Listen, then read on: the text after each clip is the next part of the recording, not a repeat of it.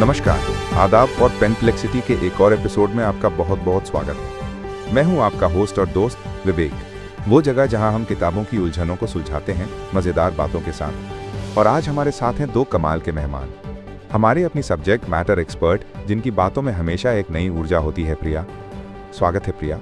नमस्ते विवेक, हमेशा की तरह यहाँ आकर बहुत अच्छा लग रहा है। और हमारे साथ हैं जिनके दिमाग की बत्ती हमेशा जलती रहती है, हमारे विटी साइंटिस्ट अर्जुन। नमस्ते, उम्मीद है आज मेरी बत्ती किसी का फ्यूज नहीं उड़ाएगी। हाँ, उम्मीद तो यही है। तो दोस्तों, आज हम जिस किताब के पन्ने पलटने वाले हैं उसका नाम है प्राइवेसी इज पावर, और इसे लिखा है कैरेसा वेलिस ने। हम इसके इंट्रोडक्शन चैप्टर पर बात करेंगे, जिसकी पहली लाइन ही सच कहूं तो थोड़ी डरावनी है। डरावनी और सच्ची विवेक, पहली लाइन है, वे हमें देख रहे हैं। लेखक कहती हैं कि सरकारें और सैकड़ों कंपनियां हम सब पर हर पल हर दिन जासूसी कर रही हैं। जासूसी, ये तो बहुत बड़ा शब्द है प्रिया। मतलब कैसे, क्या हो रहा है? किताब के अनुसार वो हमारी लोकेशन, हमारी बातचीत, हम इंटरनेट पर क्या खोजते हैं, हमारी खरीदारी, हमारे रिश्ते, सब कुछ ट्रैक और रिकॉर्ड कर रहे हैं। वो जानना चाहते हैं कि हम कौन हैं, हम क्या सोचते हैं और हमारी दुखती रग क्या है। और मजे की बात यह है कि हम खुद ही उन्हें ये सब बता रहे हैं। ये पूरी डेटा इकोनॉमी है। इंटरनेट का बिजनेस मॉडल ही हमारे पर्सनल डेटा को इकट्ठा करने, उसका विश्लेषण करने और फिर उसे बेचने पर चलता है। हम प्रोडक्ट हैं विवेक। रुको, मतलब जब मैंने ये किताब खरीदी तो भी मुझ पर नजर थी? बिल्कुल, किताब में इसका जिक्र है। सोचो, आपको इस किताब के बारे में कैसे पता चला? हो सकता है किसी प्लेटफॉर्म ने आपको एक पायनियर के रूप में टैग किया हो, कोई ऐसा व्यक्ति जिसे नई चीजें सीखना पसंद है, या शायद एक एडवोकेट के रूप में जिसे सामाजिक मुद्दों की चिंता है। और अगर आपने ये किताब किंडल पर पढ़ी तो वो ये भी माप रहे हैं कि आपको हर शब्द पढ़ने में कितना समय लगा, आपने कहाँ ब्रेक लिया और क्या हाईलाइट किया। अगर दुकान से खरीदी तो आपके फ़ोन ने आपकी यात्रा रिकॉर्ड की, और अगर कार्ड से पेमेंट की तो वो जानकारी भी डेटा ब्रोकरों को बेच दी गई। बाप रे, ये तो मकड़जाल है पूरा। पर हम इसमें फंसे कैसे? हमें पता क्यों नहीं चला? यही तो सबसे बड़ी बात है। किताब कहती है कि ये सब हमारी आंखों के सामने हुआ, पर हमें पता नहीं चला। टेक कंपनियों ने हमें कभी बताया ही नहीं कि हमारी डेटा का क्या हो रहा है। हमारी इजाज़त लेना तो दूर की बात है। जब तक हमें होश आया, निगरानी का पूरा ढांचा तैयार हो चुका था। और फिर कोरोना महामारी ने तो इसे और भी बढ़ा दिया। जो काम पहले ऑफलाइन होते थे वो भी ऑनलाइन हो गए, और हमने सार्वजनिक भलाई के नाम पर अपना और भी डेटा दे दिया। अब सवाल यह है कि हम महामारी के बाद कैसी दुनिया में रहना चाहते हैं।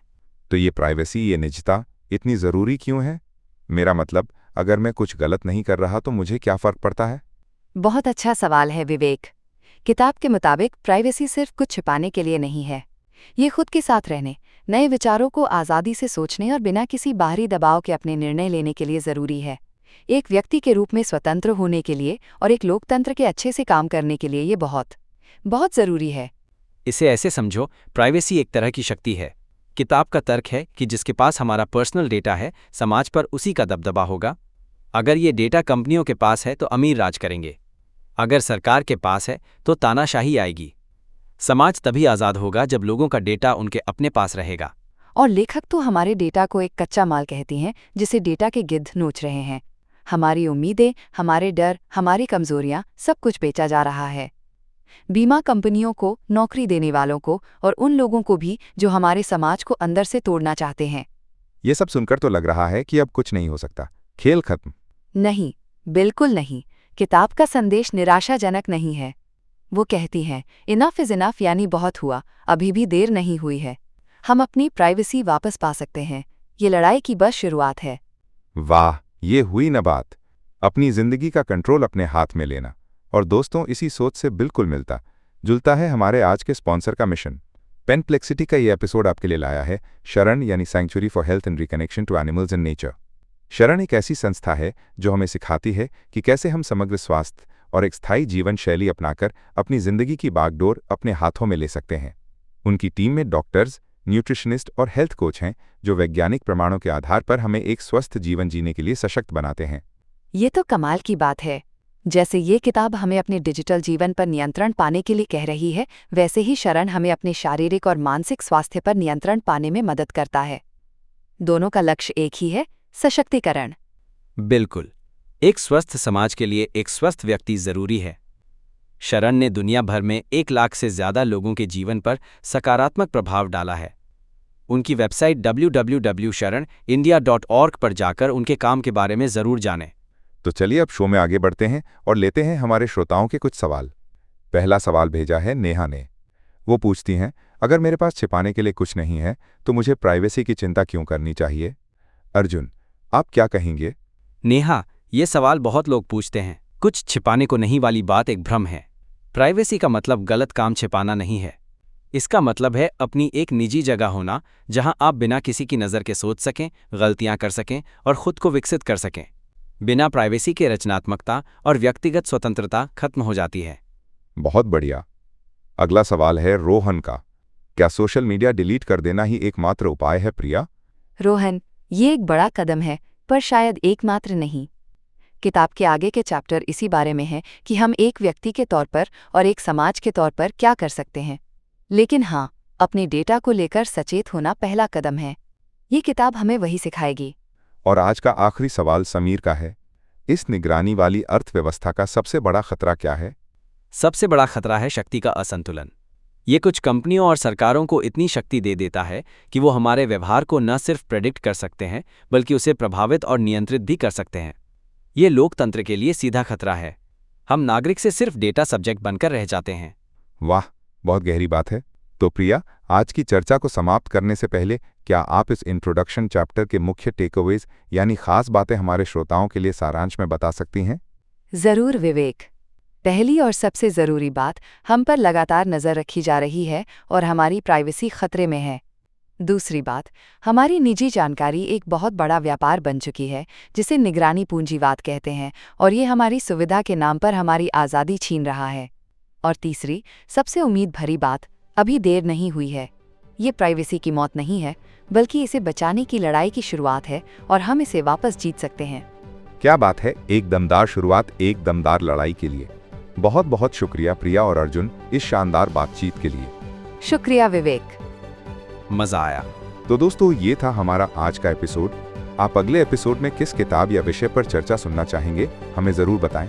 आप हमें हमारे सोशल मीडिया हैंडल्स @penplexity पर फॉलो कर सकते हैं और हमारी वेबसाइट penplexity.com पर भी अपने सुझाव भेज सकते हैं। तब तक के लिए पढ़ते रहिए, सोचते रहिए और पूछते रहिए। मैं विवेक आपसे विदा लेता हूँ। अलविदा।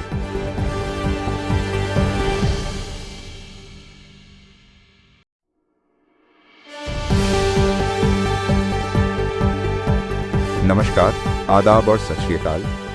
आप सुन रहे हैं पेनप्लेक्सिटी, वो पॉडकास्ट जो उलझे हुए विचारों को सुलझाता है।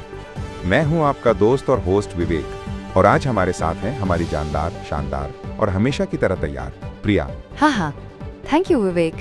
और हमारे साथ हैं ज्ञान के गहरे सागर, जिनकी हर बात में एक साइंटिफिक ट्विस्ट होता है, अर्जुन। नमस्कार। आज ट्विस्ट की जरूरत पड़ेगी क्योंकि आज का विषय ही बहुत टेढ़ा है। बिल्कुल। तो दोस्तों, आज हम जिस किताब के पन्ने पलटने वाले हैं उसका नाम है प्राइवेसी इज पावर, और इसे लिखा है करिसा वेलिस ने। हम इसके पहले चैप्टर डेटा वल्चर्स यानी डेटा के गिद्ध पर बात करेंगे। नाम सुनकर ही रोंगटे खड़े हो रहे हैं। और ये नाम बिल्कुल सही है विवेक। ये चैप्टर एक आम इंसान के एक दिन की कहानी बताता है और दिखाता है कि कैसे सुबह उठने से लेकर रात को सोने तक हमारी प्राइवेसी की धज्जियां उड़ाई जाती हैं। शुरू करो प्रिया, कहाँ से शुरू होता है ये प्राइवेसी का खेल? खेल शुरू होता है सुबह आंख खुलते ही। जैसे ही आप अपना फोन उठाते हैं, आप दिन का पहला डेटा पॉइंट खो देते हैं। अरे बस फोन उठाने से? मैं तो सिर्फ अलार्म बंद कर रहा था या टाइम देख रहा था। विवेक, जब तुम फोन उठाते हो तो तुम फोन बनाने वाली कंपनी, उसमें मौजूद सारे ऐप्स और तुम्हारी मोबाइल कंपनी को बता रहे हो कि तुम कब उठे, कहाँ सोए। और अगर तुम्हारे साथ कोई और भी सोता है और उसका फोन भी पास में है तो ये भी पता चल जाता है कि किसके साथ सोए। बाप रे, ये तो शुरू होने से पहले ही खत्म हो गया। अभी तो शुरुआत है। अगर आपने स्मार्ट वॉच पहनी है तो वो आपके सोने के तरीके, आपके हर मूवमेंट, यहाँ तक कि आपकी सेक्सुअल एक्टिविटी को भी रिकॉर्ड कर रही है। और सोचो, अगर ये घड़ी आपके ऑफिस ने किसी वेलनेस प्रोग्राम के तहत दी हो तो मेरा बॉस, मेरी नींद और अरे नहीं। हाँ विवेक, जब कोई कंपनी आपको कोई डिवाइस देती है तो वो उसकी मालिक बनी रहती है। वो जब चाहे बिना आपकी इजाज़त के उसका डेटा देख सकती है। और ये सिलसिला चलता रहता है। आपका स्मार्ट टूथब्रश बताता है कि आप ठीक से ब्रश नहीं करते। आप कॉफ़ी के लिए चीनी मांगने पड़ोसी के घर जाते हैं और उनके दरवाजे पर एक स्मार्ट डोरबेल कैमरा लगा है जो आपकी वीडियो रिकॉर्ड कर रहा है। ये स्मार्ट डोरबेल वाला तो मैंने भी देखा है, रिंग और नेस्ट जैसे ब्रांड्स। हाँ, और रिंग अमेज़न की कंपनी है। किताब के मुताबिक रिंग के कर्मचारी आपकी वीडियो फुटेज को मैन्युअली रिव्यू करते हैं और ये वीडियोस बिना एन्क्रिप्शन के स्टोर होती हैं, मतलब हैकिंग का पूरा खतरा। और गूगल का नेस्ट तो फेशियल रिकॉग्निशन भी इस्तेमाल करता है, मतलब वो दरवाजे पर आए हर चेहरे को पहचान सकता है। कुछ शहरों में तो पुलिस इन प्राइवेट कैमरों को रजिस्टर करने के लिए सब्सिडी भी दे रही है। मतलब मेरी शक्ल कहाँ घूम रही है, मुझे ही नहीं पता। अच्छा, आगे क्या हुआ कहानी में? कहानी का हीरो घर पर है और उसकी पत्नी उसे फ़ोन करके पूछती है, तुम अब तक घर पर क्यों हो? वो हैरान रह जाता है। पता चलता है कि पत्नी का फ़ोन घर के स्मार्ट मीटर से जुड़ा है और उसे पता चल गया कि घर में बिजली इस्तेमाल हो रही है। यार, ये तो जासूसी की हद है। स्मार्ट मीटर से भी? स्मार्ट मीटर बहुत खतरनाक हो सकते हैं। एक तो ये बहुत आसानी से हैक हो जाते हैं, कोई चोर पता लगा सकता है कि आप घर पर कब नहीं होते।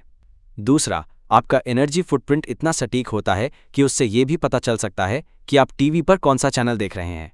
और टीवी की बात आई है तो स्मार्ट टीवी तो सबसे बड़ा जासूस है। आप टीवी म्यूट करके अपने बच्चे से कोई सेंसिटिव बात कर रहे हैं, लेकिन टीवी आपकी हर बात सुन रहा है। सैमसंग ने तो अपनी पॉलिसी में साफ लिखा था कि आपकी निजी बातें रिकॉर्ड होकर किसी तीसरी पार्टी को भेजी जा सकती हैं। क्या बकवास है, मतलब टीवी बंद भी हो तब भी? ये तो हद है। हाँ, CIA और MI5 जैसी एजेंसियां आपके टीवी को बंद दिखाकर भी उसे माइक्रोफोन की तरह इस्तेमाल कर सकती हैं। ये सिर्फ कहानियां नहीं, ये सच है। और फिर कहानी में एक और मोड़ आता है। घर में जो अलेक्सा जैसा स्मार्ट स्पीकर है वो गलती से एक्टिवेट हो जाता है और उस बच्चे और पिता की प्राइवेट बातचीत को रिकॉर्ड करके फ़ोन लिस्ट में किसी को भी भेज देता है। ओहो, ये तो बहुत ही शर्मनाक स्थिति हो सकती है। मतलब डिवाइस को लगा कि उसे कमांड दिया गया है। एग्जैक्टली, वो अलेक्सा जैसे किसी शब्द से एक्टिवेट हो गया, फिर उसे लगा सेंड मैसेज बोला गया और फिर बातचीत का कोई शब्द उसे एक नाम जैसा लगा और उसने मैसेज भेज दिया। ये दिन में कई बार हो सकता है, खासकर अगर टीवी चल रहा हो। यार, ये सब सुनकर तो सच में तनाव हो रहा है। ऐसा लगता है जैसे हमारी सेहत, हमारी शांति, सब कुछ दांव पर लगा है। हमारा अपने जीवन पर कोई नियंत्रण ही नहीं रहा। और यहीं पर मुझे हमारे आज के स्पॉन्सर की याद आती है। पेनप्लेक्सिटी को सपोर्ट करते हैं शरण, यानी sanctuary for health and reconnection to animals and nature. Sharan एक ऐसी संस्था है जो हमें समग्र स्वास्थ्य और एक स्थायी दयालु जीवन शैली के बारे में जागरूक करती है। उनकी टीम में डॉक्टर्स, न्यूट्रिशनिस्ट्स और हेल्थ कोच हैं जो आपको आपकी सेहत की ऊंचाइयों तक पहुंचने में मदद करते हैं। उनके तरीके वैज्ञानिक प्रमाणों पर आधारित हैं और उन्होंने दुनिया भर में 1 लाख से ज़्यादा लोगों की ज़िंदगी बदली है। आज की इस डिजिटल घुटन भरी दुनिया में शरण एक ताज़ी हवा के झोंके की तरह है जो हमें वापस प्रकृति और असली स्वास्थ्य से जोड़ता है। मैं तो कहूँगी कि आज के एपिसोड के बाद तो शरण की ज़रूरत और भी ज़्यादा महसूस हो रही है। जब टेक्नोलॉजी हमारी मानसिक शांति छीन रही हो तो शरण जैसी संस्था हमें सही रास्ता दिखाती है। उनकी वेबसाइट sharanIndia.org पर ज़रूर जाएं। बिल्कुल, अपने डेटा की तरह अपने स्वास्थ्य की बागडोर भी अपने हाथ में लेना बहुत ज़रूरी है। शरण इसमें आपकी मदद कर सकता है, ज़रूर चेकआउट करें। चलिए अब वापस आते हैं हमारे डेटा के गिद्धों पर। प्रिया, घर से बाहर निकलने के बाद क्या होता है? घर से बाहर निकलते ही आपकी कार आपका डेटा इकट्ठा करना शुरू कर देती है। आप कहाँ जाते हैं, कितनी तेज़ गाड़ी चलाते हैं, कौन सा संगीत सुनते हैं, यहाँ तक कि सीट पर लगे सेंसर से आपका वज़न भी मापा जाता है। और ये डेटा आपकी इंश्योरेंस कंपनी तक पहुँच सकता है। और शहरों में IMSI कैचर्स लगे हो सकते हैं। ये नकली सेल फोन टावर होते हैं जो आपके फ़ोन का सारा डेटा खींच लेते हैं, आपकी लोकेशन, आपकी बातचीत, आपके मैसेज, सब कुछ। अरे भाई, ये तो मतलब खुली डकैती है। और ऑफिस पहुंचकर? ऑफिस में तो बॉस खुद ही जासूस बने बैठे हैं। आपके हर मूवमेंट पर नज़र, सोशल मीडिया पर नज़र और आपके ईमेल। करीब 70% कमर्शियल ईमेल्स में ट्रैकर्स होते हैं। जैसे ही आप ईमेल खोलते हैं, भेजने वाले को पता चल जाता है कि आपने कब और कहाँ ईमेल पढ़ा। ये ट्रैकर्स इतने छोटे हो सकते हैं कि एक पिक्सल या फॉन्ट में छुपे हों। आपकी लोकेशन तक पता चल सकती है, जिसका इस्तेमाल कोई स्टॉकर भी कर सकता है। फिर आता है जेनेटिक डेटा। कहानी में हीरो का भाई उसे बताता है कि उसने एक जेनेटिक टेस्टिंग किट से अपना DNA टेस्ट कराया है, जिससे पता चला है कि उनके परिवार में दिल की बीमारी का खतरा है। उसने ये बताने से पहले अपने भाई से पूछा तक नहीं। ये तो गलत है। मतलब मेरे जीन्स पर मेरा भी तो हक है। बिल्कुल, और ये कंपनियां आपके DNA सैंपल पर अपना मालिकाना हक जता सकती हैं। वे कहती हैं कि डेटा को डी-आइडेंटिफाई कर दिया गया है, पर जेनेटिक डेटा को गुमनाम बनाना लगभग असंभव है। और सबसे बड़ी बात, इन होम टेस्टिंग किट्स के 40% रिजल्ट्स फॉल्स पॉजिटिव यानी गलत होते हैं। मतलब एक गलत जानकारी के लिए पूरे परिवार की प्राइवेसी दांव पर लगा दी। और फिर आता है सोशल मीडिया का बादशाह, फेसबुक। किताब इसे डिजिटल गैंगस्टर कहती है। ये आपके माउस के मूवमेंट से लेकर उन चीज़ों तक को ट्रैक करता है जो आप लिखकर पोस्ट करने से पहले डिलीट कर देते हैं। रुको, जो मैंने पोस्ट ही नहीं किया वो भी क्यों? उसे सेल्फ सेंसरशिप डेटा कहते हैं। वो जानना चाहते हैं कि आपके मन में क्या था जो आपने कहा नहीं। फेसबुक का people you may know feature तो और भी खतरनाक है। उसने साइकियाट्रिस्ट के सारे मरीजों को एक दूसरे से जोड़ दिया, जिससे मेडिकल गोपनीयता ही खत्म हो गई। Cambridge Analytica scandal, data breach, बिना सहमति के यूजर्स के प्राइवेट मैसेज पढ़ना। लिस्ट बहुत लंबी है, और अगर आप फेसबुक पर नहीं भी हैं तो भी लाइक बटन और दूसरे ट्रैकर्स के जरिए वो आपकी एक शैडो प्रोफाइल बनाकर रखता है। इससे तो अच्छा है कि इंसान जंगल में जाकर रहने लगे, पर वहां भी ड्रोन पहुंच जाएंगे। बिल्कुल। कहानी के अंत में हीरो को एहसास होता है कि उसके साथ एक अपराधी जैसा बर्ताव हो रहा है, बल्कि उससे भी बदतर। अपराधी को चुप रहने का अधिकार है, पर हमारा डेटा तो बिना हमारी मर्जी के ही इकट्ठा हो रहा है। और उसे ये भी पता चलता है कि शायद उसकी शादी टूटने की खबर उससे पहले किसी एल्गोरिदम को पता चल गई थी, क्योंकि स्पॉटिफाई पर उसे तलाक के वकील का विज्ञापन दिखने लगता है। अविश्वसनीय। ये चैप्टर तो आंखें खोलने वाला है। चलिए अब कुछ सवाल लेते हैं जो हमारे सुनने वालों ने भेजे हैं। पहला सवाल है नेहा का, दिल्ली से। वो पूछती हैं, क्या सच में मेरा फ़ोन दिन में हज़ारों बार मेरी लोकेशन ट्रैक करता है? हाँ नेहा, ये बिल्कुल सच है।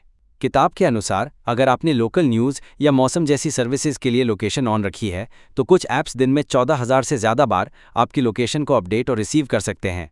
ये एक बहुत बड़ा बिजनेस है। अगला सवाल है रवि का, पुणे से। अगर मैं फेसबुक इस्तेमाल नहीं करता तो क्या मैं सुरक्षित हूँ? रवि, जैसा मैंने पहले कहा, दुर्भाग्य से नहीं। फेसबुक वेबसाइटों पर लगे लाइक और शेयर बटन के जरिए आपको ट्रैक करता है, भले ही आप उन पर क्लिक न करें। वो आपके बारे में जानकारी इकट्ठा करके आपकी एक शैडो प्रोफाइल बनाता है, तो पूरी तरह बचना मुश्किल है। और आखिरी सवाल है समीरा का, चंडीगढ़ से। ये सब बहुत डरावना है, क्या इस सबसे बचने का कोई आसान तरीका है? समीरा, ये सवाल बहुत महत्वपूर्ण है। आसान तरीका तो नहीं है, लेकिन नामुमकिन भी नहीं है। इस चैप्टर का मकसद हमें डराना नहीं, बल्कि जागरूक करना है। पहला कदम ही ये समझना है कि प्रॉब्लम कितनी बड़ी है, और किताब आगे के चैप्टर्स में इसके समाधान पर भी बात करती है। बहुत बढ़िया। प्रिया, क्या तुम हमारे श्रोताओं के लिए इस चैप्टर के मुख्य टेकअवेज को संक्षेप में बता सकती हो? जरूर। इस चैप्टर का सार ये है कि पहला, हमारी प्राइवेसी पर हमला हर जगह हर पल हो रहा है। हमारे फ़ोन, घड़ी, टीवी, कार, यहाँ तक कि हमारे जीन्स के जरिए भी। दूसरा, गुमनाम डेटा जैसी कोई चीज़ नहीं होती, आपको आसानी से पहचाना जा सकता है। तीसरा, ये कंपनियां और सरकारें हमारी कमजोरियों को ढूंढती हैं ताकि उनका फ़ायदा उठा सके, ठीक गिद्धों की तरह। और सबसे ज़रूरी बात, हमें निराश नहीं होना है। ये जानना और जागरूक होना ही इस लड़ाई में हमारा पहला और सबसे शक्तिशाली हथियार है। वाह, क्या बेहतरीन सारांश है। तो दोस्तों, ये थी डेटा वल्चर्स की कहानी। उम्मीद है आपको ये बातचीत पसंद आई होगी। आप अगला एपिसोड किस विषय पर सुनना चाहेंगे? हमें सोशल मीडिया पर @penplexity पर या हमारी वेबसाइट penplexity.com पर ज़रूर बताएं। तब तक के लिए सोचते रहिए और सुलझाते रहिए। अलविदा।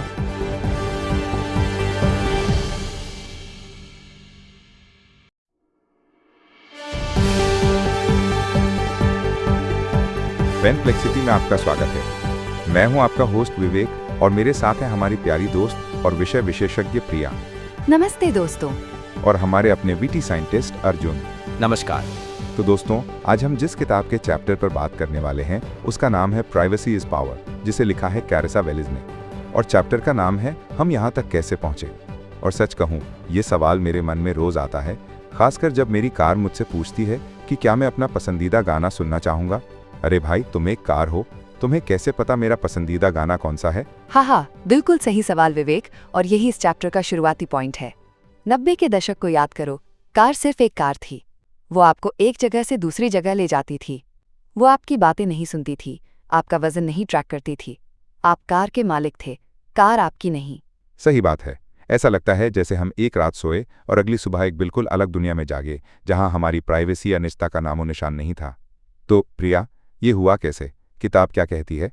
किताब के अनुसार इसके पीछे 3 बड़ी वजहें हैं।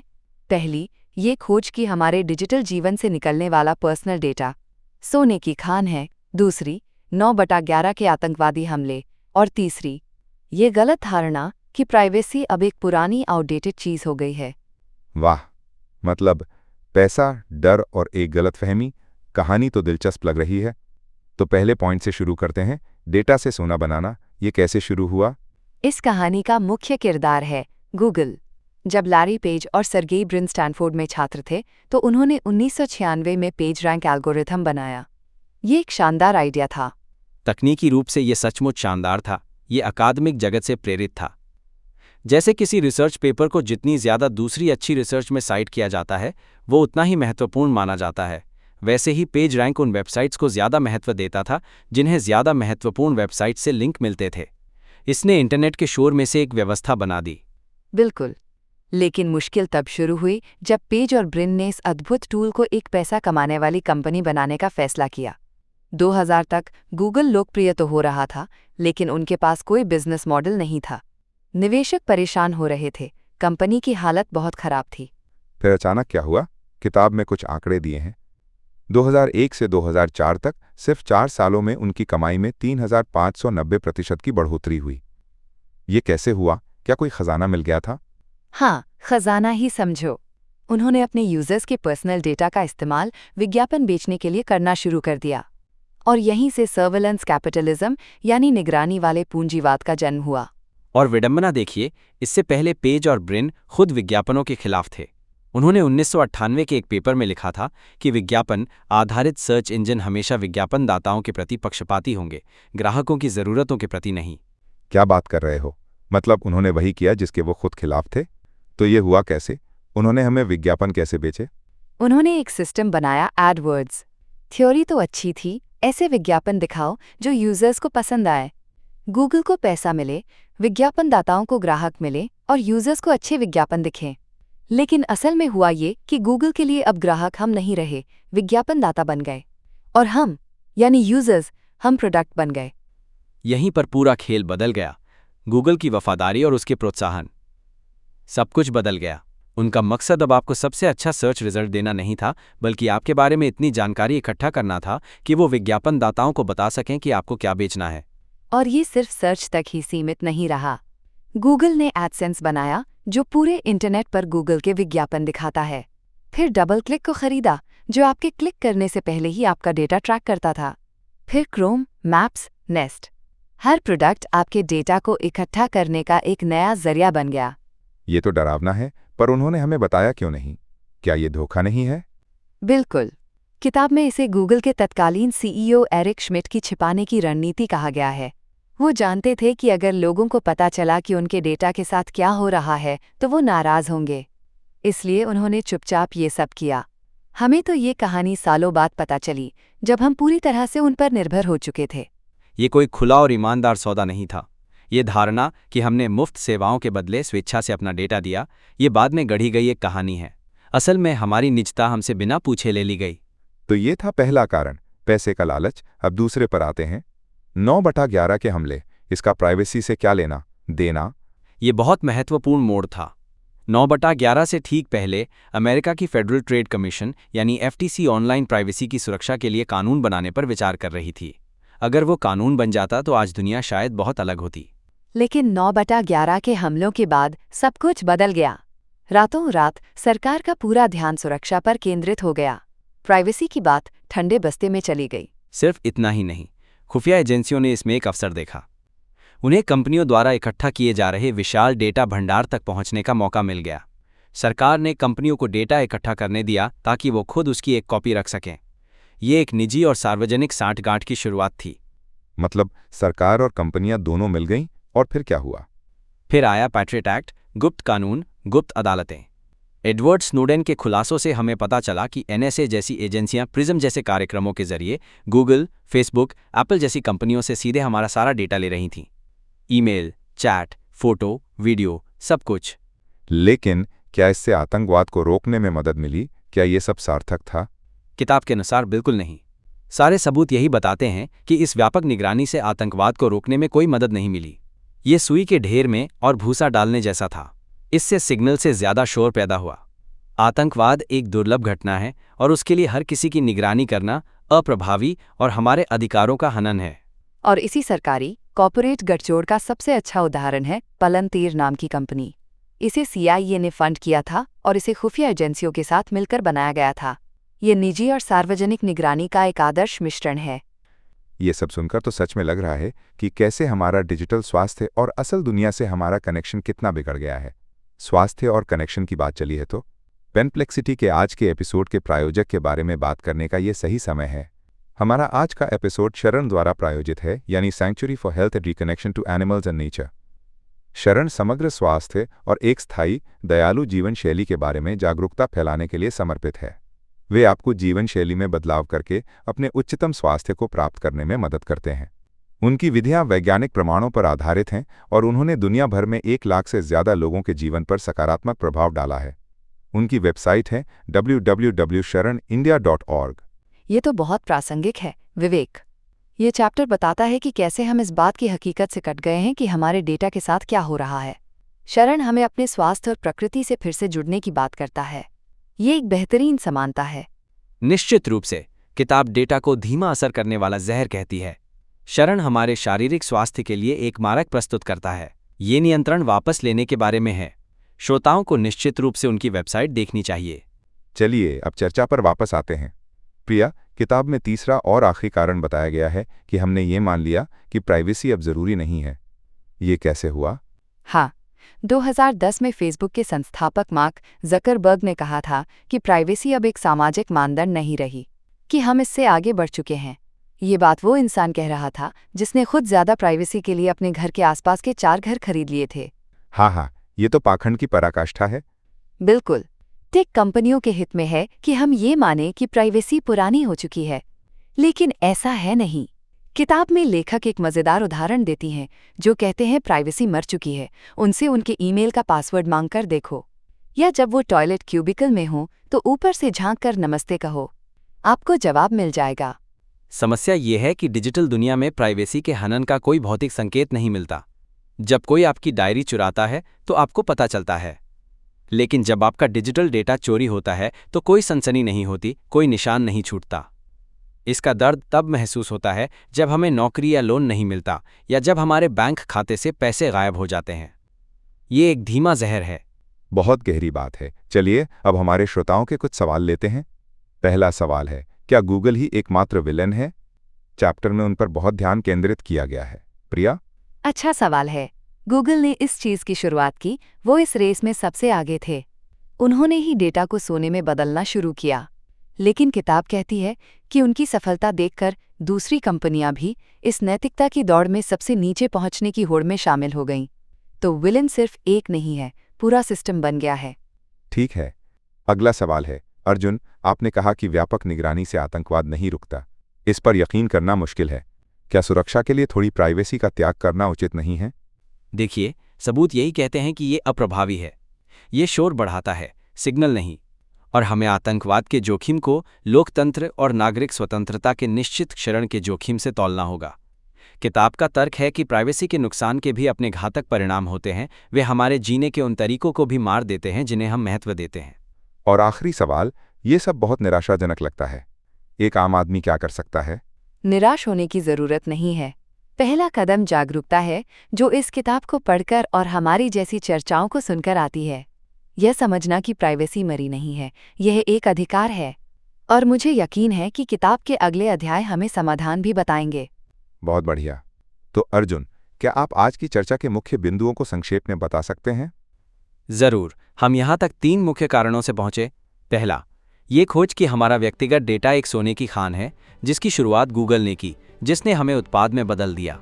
दूसरा, 9/11 के हमले, जिसने ध्यान निजता से हटाकर सुरक्षा पर केंद्रित कर दिया और एक शक्तिशाली सरकारी कॉर्पोरेट निगरानी गठबंधन बनाया। और तीसरा, इस बारे में सामूहिक विस्मृति की निजता एक मौलिक मूल्य क्यों है, कोई पुरानी धारणा नहीं, क्योंकि इसके नुकसान अक्सर अदृश्य और धीमे होते हैं। शानदार सारांश, क्या जबरदस्त चैप्टर था। तो दोस्तों, आप अगले एपिसोड में पेनप्लेक्सिटी को किस विषय पर बात करते हुए सुनना चाहते हैं? हमें बताइए।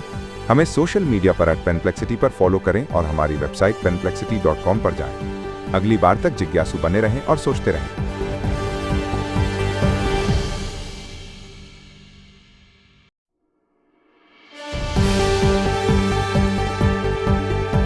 पेनप्लेक्सिटी में आपका स्वागत है। मैं हूं आपका होस्ट विवेक। आज हमारे साथ हैं हमेशा की तरह जिंदा दिल और ज्ञानी प्रिया और हमारे अपने विटी साइंटिस्ट अर्जुन।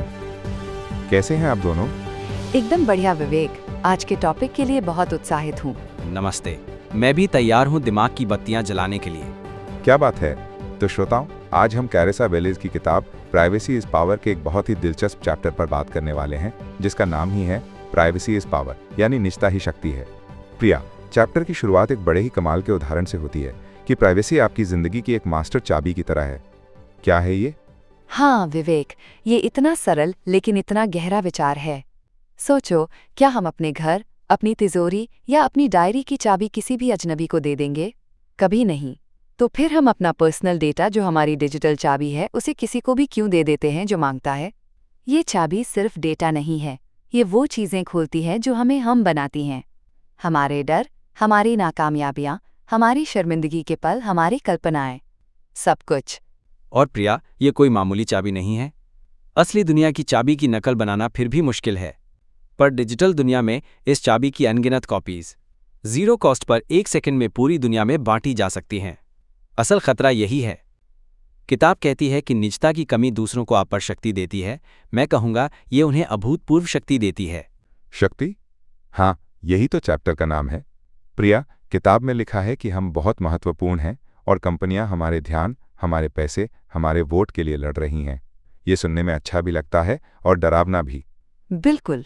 हम सोचते हैं, अरे मैं तो एक आम इंसान हूँ, मेरे डेटा में किसे दिलचस्पी होगी? पर किताब इसी सोच को पलट देती है। तुम्हारे पास एक शरीर है, एक वोट है, दोस्त हैं। तुम शक्ति का एक स्रोत हो। और गूगल या फेसबुक जैसी कंपनियां सिर्फ डेटा के धंधे में नहीं हैं, वो असल में शक्ति के धंधे में हैं। वो तुम्हें प्रभावित करने की शक्ति बेचती हैं। ये तर्क कि मेरे पास छिपाने के लिए कुछ नहीं है, किताब इसे पूरी तरह से खारिज कर देती है ना? हाँ, और बहुत अच्छे से। क्या तुम्हारे पास पासवर्ड नहीं है? क्या तुम अपनी चाबियां सड़क पर फेंक देते हो?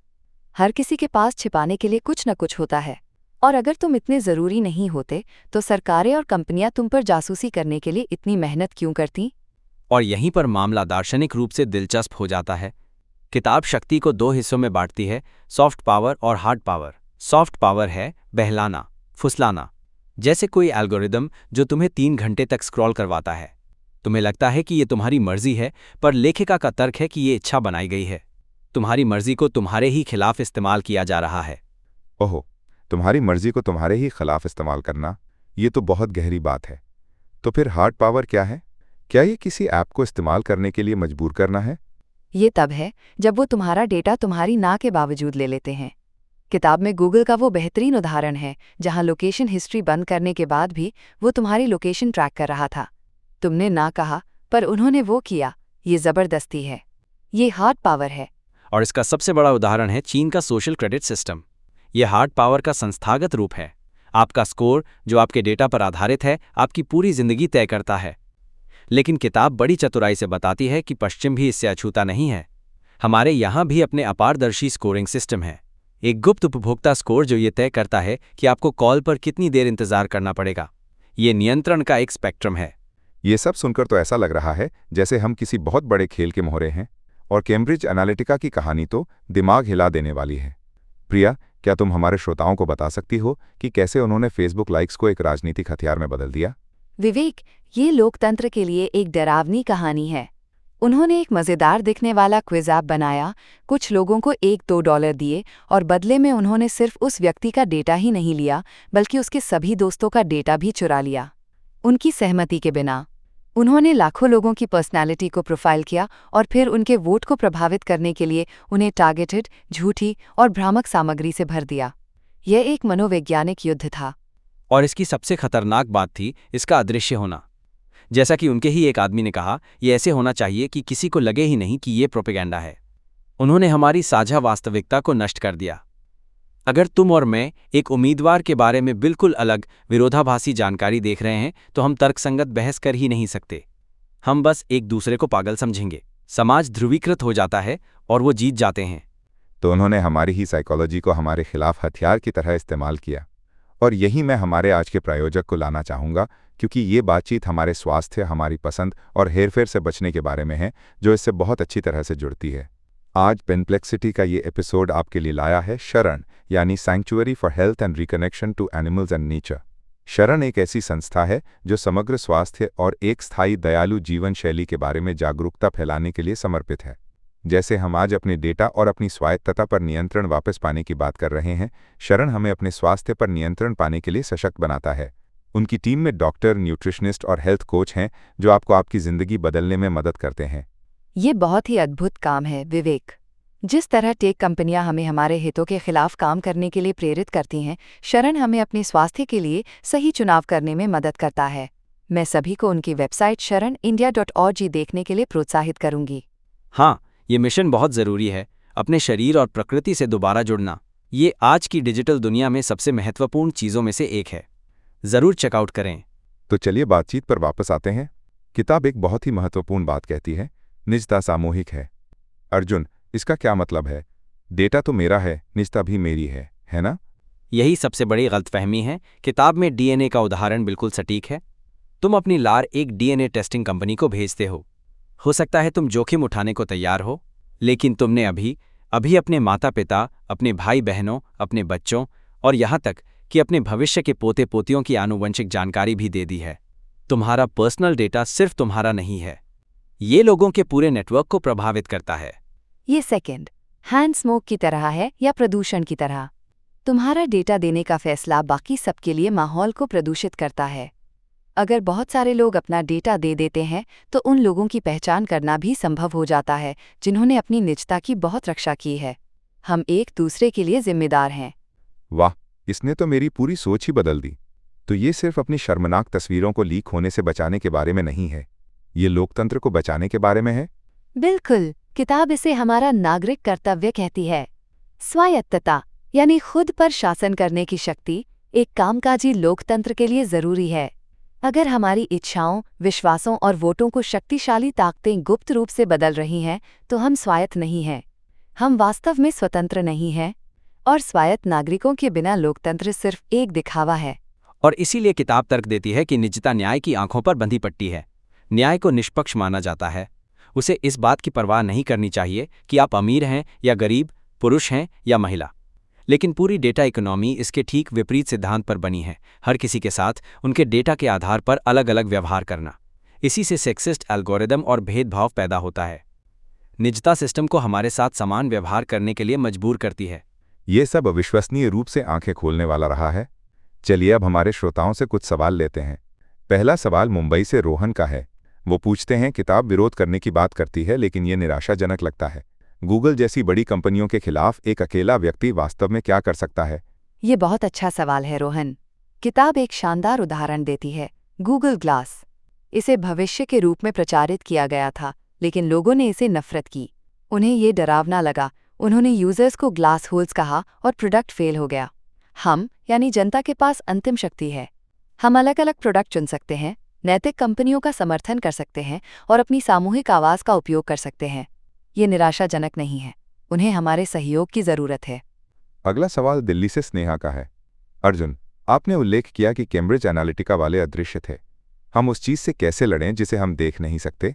स्नेहा, यहीं पर हमें सच्चाई के रखवालों का समर्थन करने की ज़रूरत है। जैसा कि किताब कहती है, स्वतंत्र पत्रकार और शिक्षाविद कैरोल कैडवालाडर और एडवर्ड स्नोडेन जैसे लोगों ने अदृश्य को दृश्यमान बनाने के लिए भारी व्यक्तिगत जोखिम उठाए।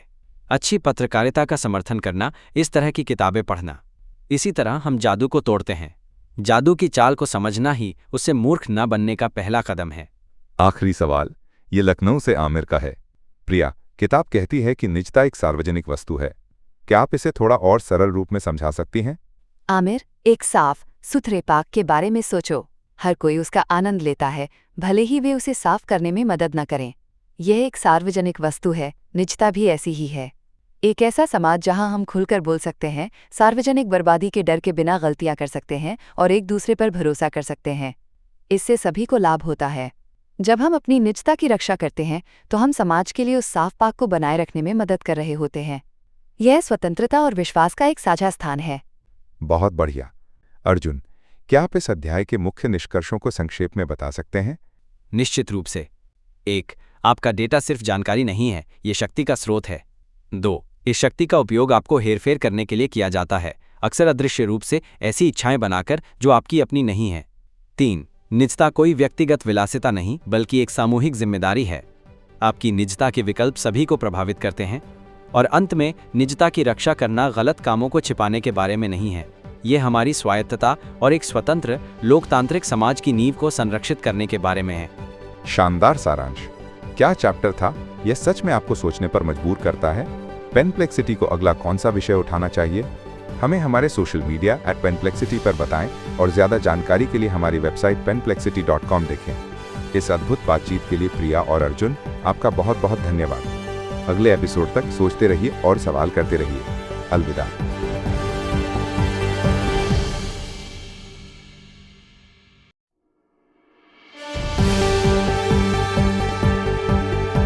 नमस्कार और पेनप्लेक्सिटी में आपका स्वागत है। मैं हूं आपका होस्ट विवेक। आज हम एक बहुत ही दिलचस्प और थोड़ी डरावनी किताब के चैप्टर पर बात करने वाले हैं। किताब है प्राइवेसी इज पावर और चैप्टर का नाम है टॉक्सिक डेटा यानी जहरीला डेटा। और इस जहरीले इशू पर बात करने के लिए मेरे साथ हैं हमेशा की तरह हमारी जानदार गेस्ट प्रिया और हमारे विटी वैज्ञानिक अर्जुन। वेलकम। हाय विवेक, यहाँ आकर हमेशा मजा आता है। और हाँ, टॉक्सिक डेटा नाम बिल्कुल सही है इस चैप्टर का। नमस्ते। टॉक्सिक और मैं कहूँगा एक तरह से रेडियो एक्टिव भी। इसका असर बहुत लंबे समय तक रहता है। Radio active. अर्जुन, आप हमेशा एक धमाके के साथ शुरुआत करते हैं। प्रिया, किताब पर्सनल डेटा की तुलना एस्बेस्टस से करती है। ये क्या बात हुई? थोड़ा अजीब नहीं है? ये एक बेहतरीन तुलना है विवेक। एस्बेस्टस के बारे में सोचो। सस्ता, टिकाऊ, आग से बचाता है, बहुत काम का मटेरियल था। लोगों ने इसे हर जगह इस्तेमाल किया, घरों में, गाड़ियों में। हाँ, सुना है मैंने, पुरानी इमारतों में होता है। बिल्कुल, पर फिर हमें पता चला कि ये जानलेवा है, कैंसर करता है। ठीक वैसे ही हमारा पर्सनल डेटा है। इसे इकट्ठा करना बहुत सस्ता है। टेक कंपनियों के लिए तो ये एक तरह से बस एक बाई प्रोडक्ट है। और ये बहुत काम का भी है। इसे बेचा जा सकता है, इससे भविष्य का अंदाजा लगाया जा सकता है, पैसे कमाए जा सकते हैं। और एस्बेस्टस की ही तरह ये बहुत जहरीला है। ये आपकी जिंदगी, हमारी संस्थाओं और यहाँ तक कि हमारे पूरे समाज में जहर घोल सकता है। किताब का ये मुख्य तर्क है। जैसे एस्बेस्टस के रेशे हमारे फेफड़ों में घुसकर सालों बाद नुकसान पहुंचाते हैं, वैसे ही डेटा का एक छोटा सा टुकड़ा सालों बाद हमारी जिंदगी में तबाही ला सकता है। वाह, ये तो बहुत दमदार बात है। तो ये हमारी जिंदगी में जहर कैसे घोलता है? कोई कहानी है इस पर? अरे बहुत सारी कहानियां हैं। किताब में एशली मैडिसन हैक की बात की गई है। याद है आपको? शादीशुदा लोगों के लिए एक डेटिंग साइट थी। हाँ, थोड़ा थोड़ा याद है। काफी हंगामा हुआ था उस पर। हंगामा नहीं, भूचाल था विवेक। 2015 में हैकर्स ने 3 करोड़ से ज्यादा लोगों का सारा डेटा ऑनलाइन डाल दिया। नाम, पता, उनकी पसंद, नापसंद, क्रेडिट कार्ड नंबर, सब कुछ। हैकर्स का कहना था कि वो धोखेबाजों को सबक सिखाना चाहते हैं। ईमानदारी से कहूं प्रिया, तो मेरे मन का एक कोना सोचता है कि वो लोग धोखा दे रहे थे। शायद वो इसके हकदार थे। और विवेक, किताब हमें इसी जाल में फंसने से आगाह करती है। पहली बात, हम सब किसी न किसी की नज़र में दोषी हैं। तो क्या इसका मतलब है कि कोई भी हमें सजा दे सकता है? हैकर्स को हमारे समाज में जज और जल्लाद बनने का हक किसने दिया? बिल्कुल। और सजा भी तो देखिए। क्या बेवफाई की सजा नौकरी से निकाला जाना या सार्वजनिक रूप से अपमानित होना है? और इसके साथ जो निर्दोष लोग पिसे, उनका क्या? उनके जीवन साथी, उनके बच्चों की क्या गलती थी? उन्हें भी जिल्लत झेलनी पड़ी। डेटा लीक एक अनियंत्रित हथियार की तरह है। ये नहीं देखता कि कौन दोषी है और कौन निर्दोष। और कई लोगों ने तो सिर्फ साइन अप किया था, कभी किसी से मिले भी नहीं। एक कमजोर लम्हे का फैसला और उनकी पूरी जिंदगी बर्बाद हो गई। कुछ लोगों ने तो इस वजह से आत्महत्या तक कर ली। हे भगवान, ये तो भयानक है। मैंने इस तरह से कभी सोचा ही नहीं। ये तो सिर्फ एक उदाहरण हुआ। और पहचान की चोरी, आइडेंटिटी थेफ्ट। रमोना फाग्यूरा नाम की एक महिला की कहानी है। किसी ने उनकी पहचान चुराकर दर्जनों शहरों में धोखाधड़ी की। बेचारी रमोना सालों तक पुलिस स्टेशन और कोर्ट के चक्कर काटती रही, ये साबित करने के लिए कि वो बेगुनाह है। उसकी जिंदगी बर्बाद हो गई। और ये अब खतरनाक रूप से आम होता जा रहा है। हम हर साल ऑनलाइन इतनी जानकारी डालते जा रहे हैं, पर हमारे सुरक्षा प्रोटोकॉल बेहतर नहीं हो रहे। ये तो होना ही है। ये सिर्फ आपकी गलती नहीं, सिस्टम की बनावट ही ऐसी है। जैसा किताब कहती है, डेटा एक टिक टिक करता टाइम बम है। ये तो डरावना है। व्यक्तियों के बाद किताब कहती है कि ये संस्थाओं में भी जहर घोलता है। कंपनियों को कैसे? उनके पास तो सबसे अच्छी तकनीक होती है। पर जैसा अर्जुन ने कहा, हमलावरों के पास हमेशा एक बढ़त रहती है। कैम्ब्रिज एनालिटिका को याद कीजिए। स्कैंडल के बाद कंपनी बंद हो गई। गूगल जोड़ को अपना सोशल नेटवर्क बंद करना पड़ा। फेसबुक बच गया, लेकिन एक कीमत पर। उसकी छवि पूरी तरह से खराब हो चुकी है। एक सर्वे में उसे सबसे कम भरोसेमंद टेक कंपनी माना गया और जुर्माने, अमेरिका में $5 अरब का जुर्माना लगा। अब GDPR जैसे कानूनों के बाद तो ये जुर्माने और भी बड़े हो सकते हैं। बात तो सही है। अगर आप जहरीले पदार्थ के साथ गैर जिम्मेदार हैं तो आपको सजा मिलनी चाहिए, चाहे वो केमिकल हो या डेटा। और जहर की बात हो ही रही है तो ये सिर्फ डिजिटल दुनिया तक ही सीमित नहीं है ना? हमारी असल जिंदगी में भी हम कई बार ऐसी चीज़ों से घिर जाते हैं जो हमारे लिए जहरीली होती हैं। और यहीं पर हमारे आज के एपिसोड के प्रायोजक आते हैं। पेनप्लेक्सिटी को शरण द्वारा प्रायोजित करने पर गर्व है। Sanctuary for health and reconnection to animals and nature. जैसे जहरीला डेटा हमारी डिजिटल जिंदगी में जहर घोलता है, वैसे ही एक अस्वस्थ जीवन शैली हमारे शरीर के लिए जहर बन सकती है। शरण समग्र स्वास्थ्य और एक करुणामय जीवन शैली के बारे में जागरूकता फैलाने का काम करती है। बिल्कुल। शरण की टीम में डॉक्टर, पोषण विशेषज्ञ और स्वास्थ्य प्रशिक्षक हैं जो आपको जीवन शैली में बदलाव करके अपने उच्चतम स्वास्थ्य तक पहुंचने में मदद करते हैं। उनके तरीके वैज्ञानिक प्रमाणों पर आधारित हैं। और ये सिर्फ व्यक्तिगत स्वास्थ्य के बारे में नहीं है, बल्कि पारिस्थितिक रूप से टिकाऊ जीवन शैली के बारे में भी है। उन्होंने दुनिया भर में 1 लाख से ज्यादा लोगों की मदद की है। मैं निश्चित रूप से उन्हें देखने की सलाह दूंगा। एक जीवंत भलाई के जीवन में आपका स्वागत है। आप उन्हें www.sharan.india.org पर पा सकते हैं। शुक्रिया प्रिया और अर्जुन, जरूर देखिएगा। तो वापस आते हैं हमारे जहरीले डेटा पर। व्यक्ति, संस्थाएं और फिर समाज। समाज पर इसका क्या असर होता है? ये सबसे ज्यादा डरावना लगता है। और लगना भी चाहिए। किताब 4 बड़े खतरों पर प्रकाश डालती है। राष्ट्रीय सुरक्षा, लोकतंत्र, उदारवाद और व्यक्तिगत सुरक्षा। राष्ट्रीय सुरक्षा, वो कैसे? एक्विफैक्स ब्रीच। 2017 में एक बहुत बड़ी डेटा कंपनी से 14.7 करोड़ अमेरिकियों का डेटा चोरी हो गया।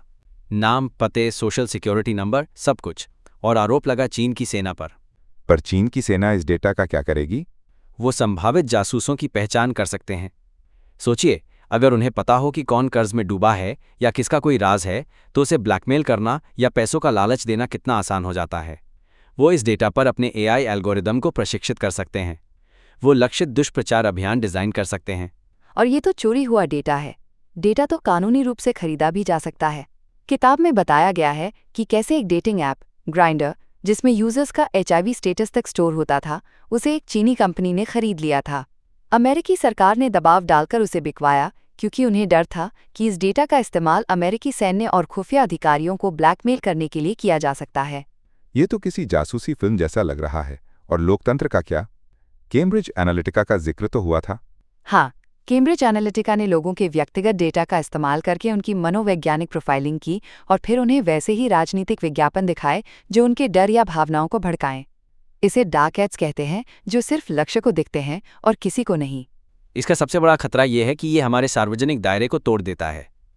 अगर हम सबको अलग अलग, यहाँ तक कि एक दूसरे से बिल्कुल उल्टी जानकारी दिखाई जा रही है, तो एक स्वस्थ राजनीतिक बहस की गुंजाइश कहाँ बचती है? एक उम्मीदवार एक समूह से कुछ वादा कर सकता है और दूसरे समूह से बिल्कुल उल्टा, और किसी को पता भी नहीं चलेगा। ये वाकई डरावना है। ऐसा है जैसे हम सब अपने अपने छोटे बुलबुले में जी रहे हैं और हमें बिना पता चले हेरफेर किया जा रहा है। और आखिरी बिंदु, सबसे भयावह व्यक्तिगत सुरक्षा के बारे में। ये कहानी है रेने कार्मिल की। द्वितीय विश्व युद्ध के दौरान जब नाजियों ने देशों पर कब्जा किया, तो वो सबसे पहले वहां के जनसंख्या रिकॉर्ड पर कब्जा करते थे ताकि यहूदियों को ढूंढ सकें। नीदरलैंड्स में रिकॉर्ड बहुत विस्तृत थे। लोगों का धर्म तक लिखा जाता था। वहां के एक अधिकारी जैकोबस लेंज ने हॉलोरिथ मशीनों का उपयोग करके नाजियों की बहुत मदद की। नतीजा, नीदरलैंड्स में रहने वाले 73% यहूदियों की हत्या कर दी गई। 73%? ये तो अकल्पनीय है। अब इसकी तुलना फ्रांस से कीजिए। फ्रांस की जनगणना में गोपनीयता के कारण धर्म की जानकारी नहीं ली जाती थी। जब नाजियों ने वहां के अधिकारी रेने कार्मिल से यहूदियों की सूची मांगी, तो कार्मिल, जो कि फ्रांसीसी प्रतिरोध का हिस्सा था, ने हाँ कर दी। उसने डेटा इकट्ठा करने का नाटक किया। उसने पंच कार्ड पर सारी जानकारी इकट्ठा की, सिवाय एक के। प्रश्न 11, जो पूछता था कि क्या आप यहूदी हैं, उस सवाल के लिए उसने कभी भी कार्ड में छेद नहीं किया। वो डेटा कभी बनाया ही नहीं गया। वो नाजियों को महीनों तक टालता रहा। उसने लाखों जानें बचाईं, सिर्फ एक जहरीले डेटा को इकट्ठा न करने का फैसला करके। अंततः वो पकड़ा गया और एक कंसंट्रेशन कैंप में उसकी मृत्यु हो गई। एक सच्चा नायक। किताब एक सीधा सादा मुद्दा उठाती है। नीदरलैंड्स में डेटा संग्रह ने हत्या की, फ्रांस में गोपनीयता ने जानें बचाईं। ये कहानी मेरे रोंगटे खड़े हो गए। इसने हर चीज़ को एक नए नज़रिए से देखने पर मजबूर कर दिया है। हम आज जो डेटा साझा कर रहे हैं वो कल किसके हाथ लगेगा, कोई नहीं जानता। बिल्कुल। किताब की अंतिम चेतावनी यही है, व्यक्तिगत डेटा को हमारे समय का एस्बेस्टस न बनने दें। हमने एस्बेस्टस का हर जगह इस्तेमाल कर लिया और जब उसका जहर पता चला तो उसे निकालना बहुत मुश्किल और खतरनाक हो गया। हमें डेटा को अभी नियंत्रित करने की ज़रूरत है, इससे पहले कि बहुत देर हो जाए। एक दमदार निष्कर्ष। चलिए अब हमारे श्रोताओं के कुछ सवाल लेते हैं। पहला सवाल है नेहा का दिल्ली से। वो पूछ रही हैं, क्या हम अपना डेटा सच में कभी पूरी तरह डिलीट कर सकते हैं जैसा रेने कार्मिल ने किया था? अर्जुन? बहुत अच्छा सवाल है नेहा। संक्षिप्त उत्तर है, यह बेहद मुश्किल है। कार्मिल ने डेटा को कभी बनाया ही नहीं। एक बार डेटा बन जाता है और कई सर्वरों पर कॉपी हो जाता है तो डिलीट का मतलब अक्सर उपयोगकर्ता से छिपाना होता है, हमेशा के लिए नष्ट करना नहीं। डेटा ब्रोकर्स, क्लाउड बैकअप, अज्ञात प्रतियां, यह एक जाल है। सबसे अच्छी रक्षा डेटा न्यूनीकरण है। पहली बार में जितना संभव हो उतना कम इकट्ठा करें और साझा करें। डेटा न बनाना ही एकमात्र सच्ची डिलीशन है। तो इलाज से बेहतर बचाव है। अगला सवाल है रोहन का पुणे से। मैं एक सीधा सादा इंसान हूं, मेरे पास छिपाने के लिए कुछ नहीं है, तो मुझे क्यों चिंता करनी चाहिए? प्रिया, ये सवाल तो बहुत लोग पूछते हैं। रोहन, ये कुछ नहीं छिपाना वाला तर्क एक बहुत बड़ा भ्रम है।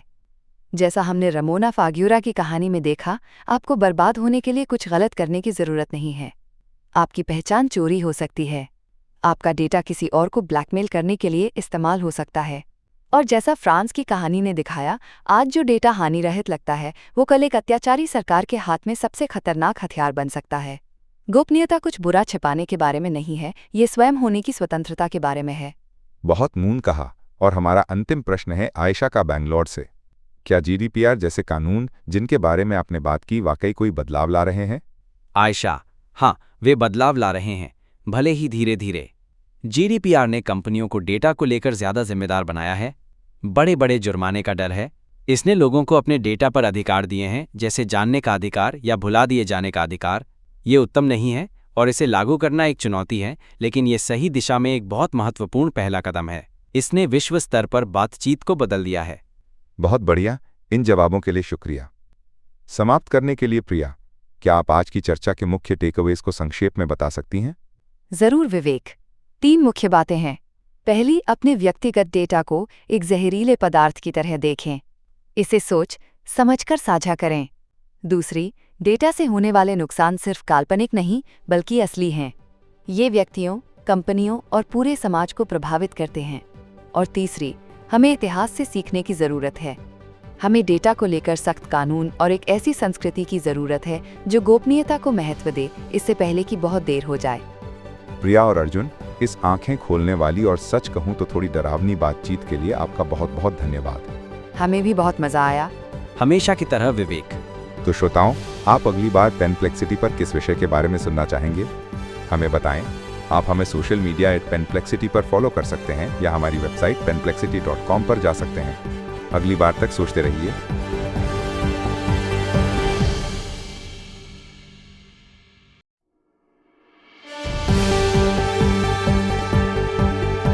पेनप्लेक्सिटी में आप सबका स्वागत है। मैं हूं आपका होस्ट विवेक और मेरे साथ हैं हमारी हमेशा की तरह जिंदा दिल और ज्ञानी दोस्त प्रिया और हमारे अपने विटी साइंटिस्ट अर्जुन। हेलो दोस्तों। नमस्कार। तो आज हम जिस किताब की दुनिया में गोता लगाने वाले हैं उसका नाम है प्राइवेसी इज पावर और इसे लिखा है करिसा वेलिज ने। और आज का हमारा चैप्टर है चैप्टर 5, पुलिंग द प्लग, मतलब प्लग खींच देना। बिल्कुल। और ये चैप्टर कहता है कि अब बहुत हो गया। ये जो निगरानी वाली अर्थव्यवस्था है, ये जो सर्विलेंस इकोनॉमी है, ये हद से ज़्यादा आगे निकल चुकी है। इसने हमारे पर्सनल डेटा का इतनी बार इतने तरीकों से गलत इस्तेमाल किया है कि अब इस पर रोक लगाना ही होगा। लेकिन प्रिया, क्या ये मुमकिन है? मतलब पूरी की पूरी डेटा इकोनॉमी को बंद कर देना? ये तो सुनने में ही बहुत बड़ा और थोड़ा अवास्तविक सा लगता है। देखो विवेक, एक ज़माना था जब मजदूरों के अधिकारों की बात करना भी ऐसा ही लगता था। आज हम उस दौर को देखते हैं तो सोचते हैं कि कितना शोषण होता था। किताब कहती है कि कल हम आज के दौर को देखकर कहेंगे कि ये निगरानी वाली अर्थव्यवस्था कितनी मूर्खतापूर्ण थी।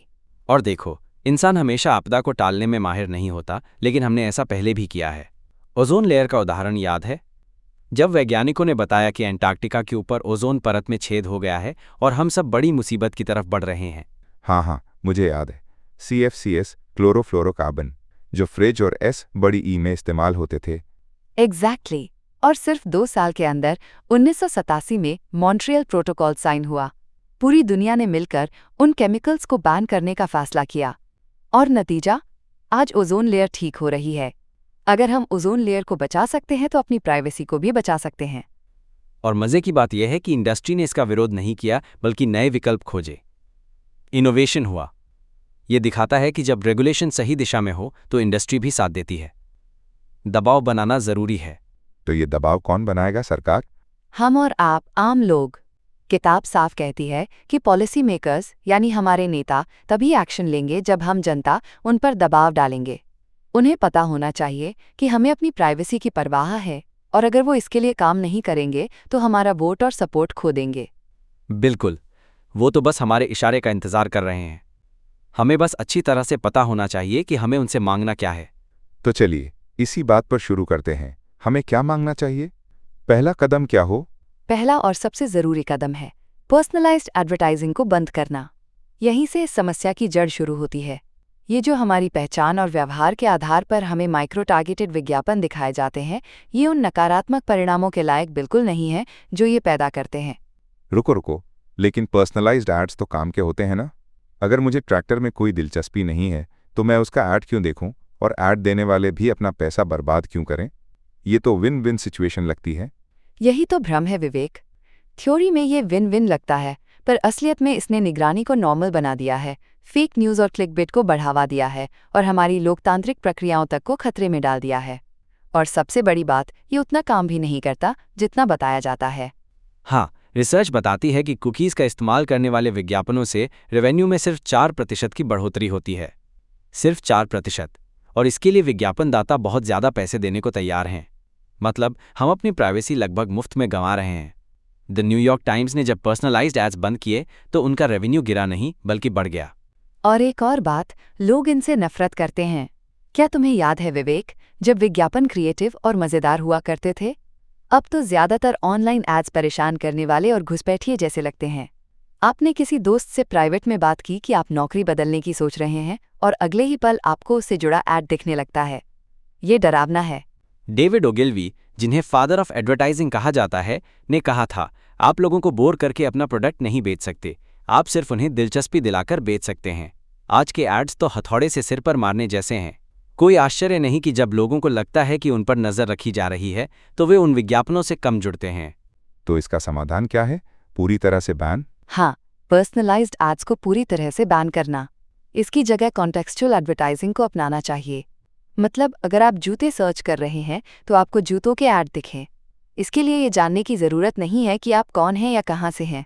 इससे गूगल और फेसबुक जैसी बड़ी कंपनियों का एकाधिकार भी कम होगा। ये तो हुई विज्ञापनों की बात। अगला कदम क्या है?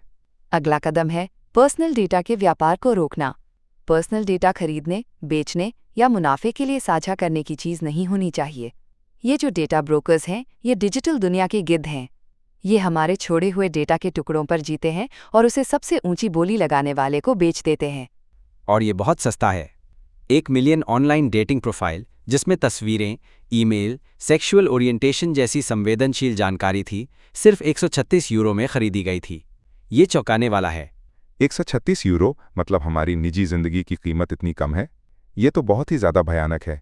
इसीलिए किताब कहती है कि जैसे हम इंसानों, वोटों या अंगों को नहीं बेच सकते, वैसे ही पर्सनल डेटा को भी इस लिस्ट में शामिल करना चाहिए। ये सिर्फ डेटा नहीं है, ये हमारी उम्मीदें, हमारे डर, हमारे दुख, हमारी खुशियां हैं जिनका मुनाफे के लिए शोषण हो रहा है। वाह, ये सोचने का एक बहुत ही गहरा तरीका है। और इससे पहले कि हम और गहरे उतरें, एक छोटा सा ब्रेक लेते हैं और बात करते हैं हमारे आज के स्पॉन्सर की। आज पेनप्लेक्सिटी को सपोर्ट कर रहा है शरण, यानी sanctuary for health and reconnection to animals and nature. जैसे हम आज अपने डिजिटल जीवन पर नियंत्रण वापस पाने की बात कर रहे हैं, वैसे ही शरण आपको आपके शारीरिक स्वास्थ्य और सेहत पर नियंत्रण पाने में मदद करता है। शरण की टीम में डॉक्टर्स, न्यूट्रिशनिस्ट और हेल्थ कोच हैं जिनका एक ही लक्ष्य है, एक स्वस्थ जीवन शैली को बढ़ावा देना। वो आपको लंबे समय तक चलने वाले लाइफस्टाइल बदलाव करने के लिए सशक्त बनाते हैं। उनके तरीके वैज्ञानिक प्रमाणों पर आधारित हैं और दुनिया भर में लाखों लोगों की जिंदगी पर सकारात्मक प्रभाव डाल चुके हैं। एक स्वस्थ और जीवंत जीवन के लिए उनकी वेबसाइट www.sharanindia.org जरूर देखें। और अब वापस आते हैं हमारी बातचीत पर। प्रिया, हमने विज्ञापनों और डेटा के व्यापार पर रोक लगाने की बात की। किताब में अगला सुझाव क्या है? अगला सुझाव है डिफ़ॉल्ट पर्सनल डेटा कलेक्शन को रोकना। मतलब अभी लगभग हर वेबसाइट, ऐप और गैजेट डिफ़ॉल्ट रूप से आपका डेटा इकट्ठा कर रहा है। फेसबुक का तो मोटो ही था, move fast and break things. हमें इस आदत को बदलना होगा। मतलब डिफ़ॉल्ट सेटिंग डेटा इकट्ठा ना करें होनी चाहिए? हाँ, लोगों को डेटा कलेक्शन के लिए ऑप्ट इन करना पड़े, ना कि ऑप्ट आउट। ज़्यादातर लोग कभी अपनी सेटिंग्स नहीं बदलते, और कंपनियों को सिर्फ वही डेटा लेना चाहिए जो उनकी सर्विस देने के लिए बिल्कुल ज़रूरी हो, ना कि उस सर्विस को फंड करने के लिए। और इसके लिए बेहतरीन तकनीकें भी मौजूद हैं, जैसे डिफरेंशियल प्राइवेसी। ये सुनने में मुश्किल लगता है, पर है बड़ा सरल। मान लीजिए आपको जानना है कि लंदन में कितने लोगों ने ब्रेक्जिट के लिए वोट किया। आप लोगों को फ़ोन करके सीधे पूछने के बजाय उन्हें एक सिक्का उछालने के लिए कहेंगे। सिक्का वोटिंग के लिए? हाँ, अगर हेड्स आए तो सच बताओ, अगर टेल्स आए तो फिर से सिक्का उछालो। इस बार हेड्स आए तो सच, टेल्स आए तो झूठ। आपको ये कभी नहीं पता चलेगा कि सिक्के का क्या रिजल्ट आया। इससे आपको ये तो नहीं पता चलेगा कि किस एक व्यक्ति ने क्या वोट दिया, लेकिन क्योंकि आपको पता है कि लगभग 1/4 जवाब झूठ हैं, आप सांख्यिकीय रूप से उसे एडजस्ट करके लगभग सही आंकड़ा निकाल सकते हैं। प्राइवेसी भी बच गई और डेटा भी मिल गया। वाह, ये तो सच में कमाल है। तो फिर किताब में और क्या सुझाव हैं? एक और बड़ा खतरा है संवेदनशील अनुमान, यानी सेंसिटिव इन्फ्रेंसेस। कंपनियां हमारे डिजिटल फुटप्रिंट से हमारे बारे में बहुत कुछ अंदाज़ा लगा लेती हैं। जैसे फेसबुक लाइक से किसी का सेक्सुअल ओरिएंटेशन, धर्म, राजनीतिक विचार, यहाँ तक कि इंटेलिजेंस का भी अनुमान लगाया जा सकता है। और अगर ये अनुमान गलत हुए तो? यही तो सबसे बड़ी समस्या है। ये अनुमान हमेशा सही नहीं होते। जैसे एक स्टडी में फेसबुक लाइक से किसी के धूम्रपान करने का अनुमान 73% मामलों में सही था। अब सोचो, अगर कोई कंपनी इसी आधार पर नौकरी के लिए लोगों को फिल्टर कर रही है तो 27% लोगों के साथ तो अन्याय हो जाएगा और उन्हें पता भी नहीं चलेगा कि उन्हें नौकरी क्यों नहीं मिली। बिल्कुल। और इसीलिए किताब एक और ज़रूरी बात कहती है, फिड्यूशरी ड्यूटीज़ लागू करना। जैसे डॉक्टर, वकील या फाइनेंशियल एडवाइज़र की अपने क्लाइंट के प्रति वफादारी और देखभाल की जिम्मेदारी होती है, वैसी ही जिम्मेदारी डेटा रखने वाली कंपनियों की भी होनी चाहिए। फिड्यूशरी शब्द लैटिन के फिडेर से आया है, जिसका मतलब है भरोसा करना। जब आप किसी को अपना कीमती डेटा देते हैं तो आप उन पर भरोसा करते हैं और उनके सामने कमज़ोर होते हैं। इस भरोसे के बदले उन्हें भी भरोसेमंद होना चाहिए और हमेशा आपके सर्वोत्तम हितों में काम करना चाहिए। ये एक बहुत ही शक्तिशाली विचार है। तो अब समय है हमारे श्रोताओं के कुछ सवालों का। पहला सवाल है, क्या अब बहुत देर नहीं हो चुकी? क्या ये कंपनियां इतनी शक्तिशाली नहीं हो गई हैं कि उन्हें नियंत्रित ही नहीं किया जा सकता? ये एक बहुत अच्छा सवाल है, और किताब कहती है नहीं, अभी देर नहीं हुई है। अभी भी इकोनॉमी के कई हिस्से पूरी तरह से डिजिटाइज नहीं हुए हैं। कोरोना महामारी से पहले पश्चिम में केवल 10वां हिस्सा रिटेल सेल्स ऑनलाइन होती थी। अगर हम अभी नियम तय नहीं करेंगे तो जल्द ही बहुत देर हो जाएगी। एक्शन लेने का समय अभी है। ठीक है। अगला सवाल अर्जुन आपके लिए है। आपने पर्सनलाइज एड्स को रोकने की बात की, लेकिन उस मेडिकल प्रोग्रेस का क्या जो हमारे डेटा पर निर्भर करता है? क्या हम उसे नहीं रोक देंगे? शानदार सवाल। देखिए, हमें डिजिटल तकनीक को जादू की छड़ी समझना बंद करना होगा। IBM के वॉटसन AI का उदाहरण लें, जिसे डॉक्टर बनाने का वादा किया गया था, पर वो बुरी तरह विफल रहा। कई बार ये तकनीकें फ़ायदे से ज़्यादा नुकसान कर सकती हैं। और सबसे बड़ी बात, AI में कुछ सबसे बड़ी सफलताएं बिना पर्सनल डेटा के मिली हैं। जैसे डीप माइंड का AlphaZero, जिसने खुद से खेलकर गो जैसा जटिल गेम सीखा, या मिट के शोधकर्ताओं द्वारा खोजा गया नया एंटीबायोटिक हालिसिन, जिसे AI ने लाखों केमिकल कंपाउंड्स को स्क्रीन करके खोजा बिना किसी मरीज के डेटा का इस्तेमाल किए। तो हाँ, मेडिकल रिसर्च ज़रूरी है, लेकिन इसके लिए लोगों की सहमति और सख्त नियमों की ज़रूरत है, न कि उनके डेटा के खुले व्यापार की। बहुत बढ़िया। और आखिरी सवाल, हाल की महामारी के दौरान सरकारें हमारी सुरक्षा के लिए ट्रैकिंग ऐप्स का उपयोग कर रही हैं। क्या ये डेटा संग्रह का एक अच्छा उपयोग नहीं है जिसका हमें समर्थन करना चाहिए? ये एक मुश्किल सवाल है, क्योंकि सुरक्षा और प्राइवेसी के बीच संतुलन बनाना होता है। किताब हमें क्राइसिस यानी संकटों के प्रति सावधान करती है। इतिहास गवाह है कि 9/11 जैसी घटनाओं के बाद लागू किए गए असाधारण उपाय हमेशा के लिए रह गए। ऐप्स की प्रभावशीलता भी संदिग्ध है। इटली के एक शहर वियो में ऐप के बजाय हर एक नागरिक का टेस्ट किया गया और संक्रमण को पूरी तरह से नियंत्रित कर लिया गया। हमें उन समाधानों पर ध्यान देना चाहिए जो वास्तव में काम करते हैं, जैसे बड़े पैमाने पर टेस्टिंग, न कि उन समाधानों पर जो हमारी आज़ादी को खतरे में डालते हैं। संकट आते जाते रहते हैं, लेकिन जो नीतियां हम लागू करते हैं वे टिक जाती हैं। वाह, ये बहुत ही गहरी बातें हैं। प्रिया, क्या आप आज की चर्चा के मुख्य टेकअवेज यानी सबसे ज़रूरी बातें हमारे श्रोताओं के लिए संक्षेप में बता सकती हैं? जरूर विवेक। पहली और सबसे जरूरी बात, डेटा इकोनॉमी लोकतंत्र के लिए खतरा है और इसे सुधारने की जरूरत है। दूसरी, हम आम लोगों में पॉलिसी मेकर्स पर दबाव बनाकर बदलाव लाने की ताकत है। तीसरी, समाधान कई स्तरों पर है। पर्सनलाइज्ड एड्स और डेटा के व्यापार पर रोक, डेटा इकट्ठा न करना को डिफ़ॉल्ट बनाना, कंपनियों पर फिड्यूशरी ड्यूटी लागू करना और साइबर सुरक्षा को मजबूत करना। और चौथी, प्रगति और प्राइवेसी एक दूसरे के दुश्मन नहीं हैं, वे साथ साथ चल सकते हैं और चलने चाहिए। क्या बात है। बहुत बहुत धन्यवाद प्रिया और अर्जुन इस शानदार बातचीत के लिए। और हमारे श्रोताओं, आपका भी शुक्रिया। आप अगले एपिसोड में पेनप्लेक्सिटी को किस विषय पर बात करते हुए सुनना चाहेंगे? हमें सोशल मीडिया @पेनप्लेक्सिटी और हमारी वेबसाइट penplexity.com पर ज़रूर बताएं। तब तक के लिए सोचते रहिए और सवाल पूछते रहिए। अलविदा।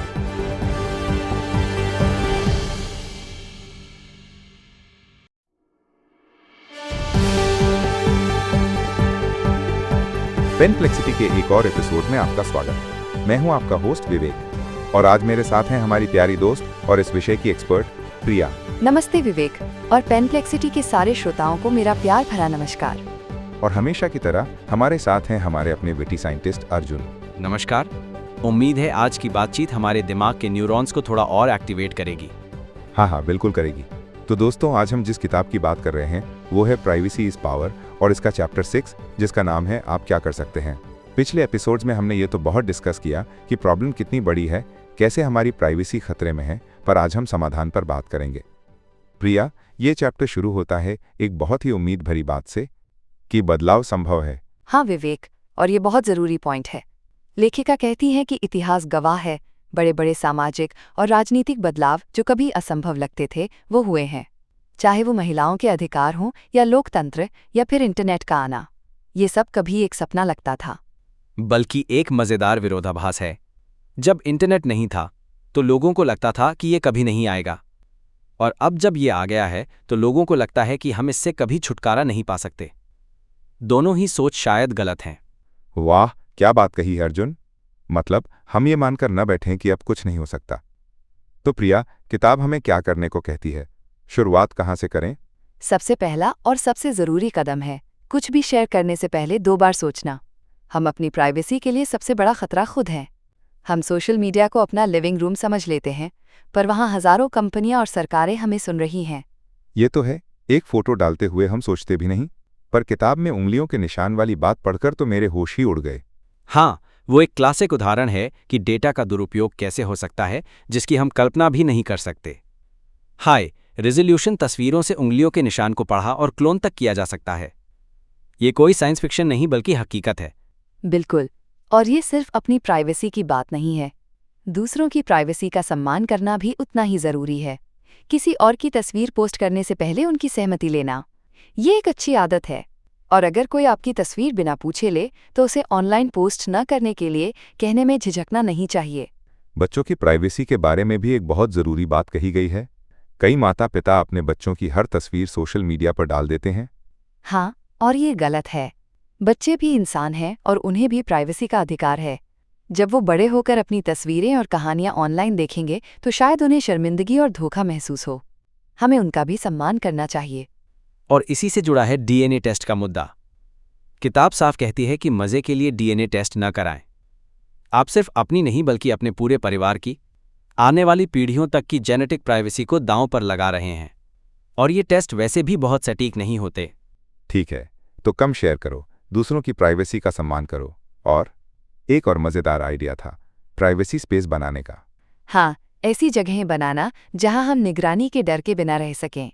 जैसे अगर घर पर पार्टी है तो मेहमानों से कह सकते हैं कि तस्वीरें न लें या ऑनलाइन पोस्ट न करें। क्लासरूम में, मीटिंग्स में, कुछ नियम बना सकते हैं ताकि लोग खुलकर बात कर सकें। ये एक तरह से एनालॉग दुनिया को डिजिटल दुनिया के अतिक्रमण से बचाने जैसा है, क्योंकि कुछ रिश्ते, कुछ बातचीत निगरानी में कभी पनप ही नहीं सकते। एक और चीज़ जिसने मुझे सोचने पर मजबूर किया वो थी ना कहने की हिम्मत। किसी वेबसाइट पर जाते ही एक्सेप्ट ऑल कुकीज़ का बटन दबाना कितना आसान लगता है ना कहने में मेहनत लगती है। और ये जानबूझकर किया जाता है विवेक। डिज़ाइन ही ऐसा होता है कि हाँ कहना आसान और ना कहना मुश्किल हो। लेकिन हमें ये याद रखना होगा कि प्राइवेसी का नुकसान छोटे छोटे कदमों से होता है, सिगरेट के हर एक कश की तरह। हर एक डेटा पॉइंट जिसे हम रोकते हैं उससे फर्क पड़ता है। वाह, प्राइवेसी और स्वास्थ्य की ये तुलना कमाल की है। और ये मुझे हमारे आज के प्रायोजक की याद दिलाता है।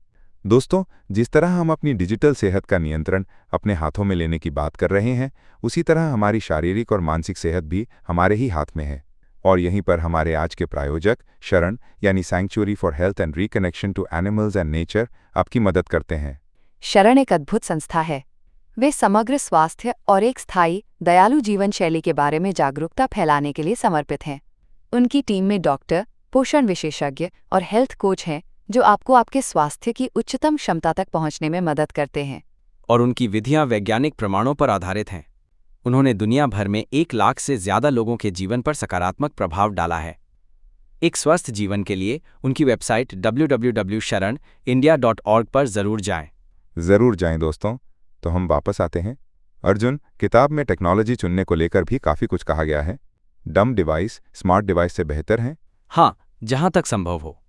एक स्मार्ट केतली जिसे हैक किया जा सकता है, वो एक साधारण केतली से बेहतर कैसे हुई?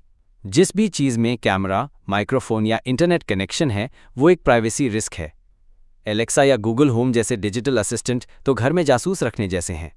अगर आपके पास हैं भी तो उनकी सेटिंग्स को बहुत ध्यान से जांचें। और सिर्फ डिवाइस ही नहीं, बल्कि messaging apps, email provider, search engine, हर जगह हमारे पास बेहतर विकल्प हैं।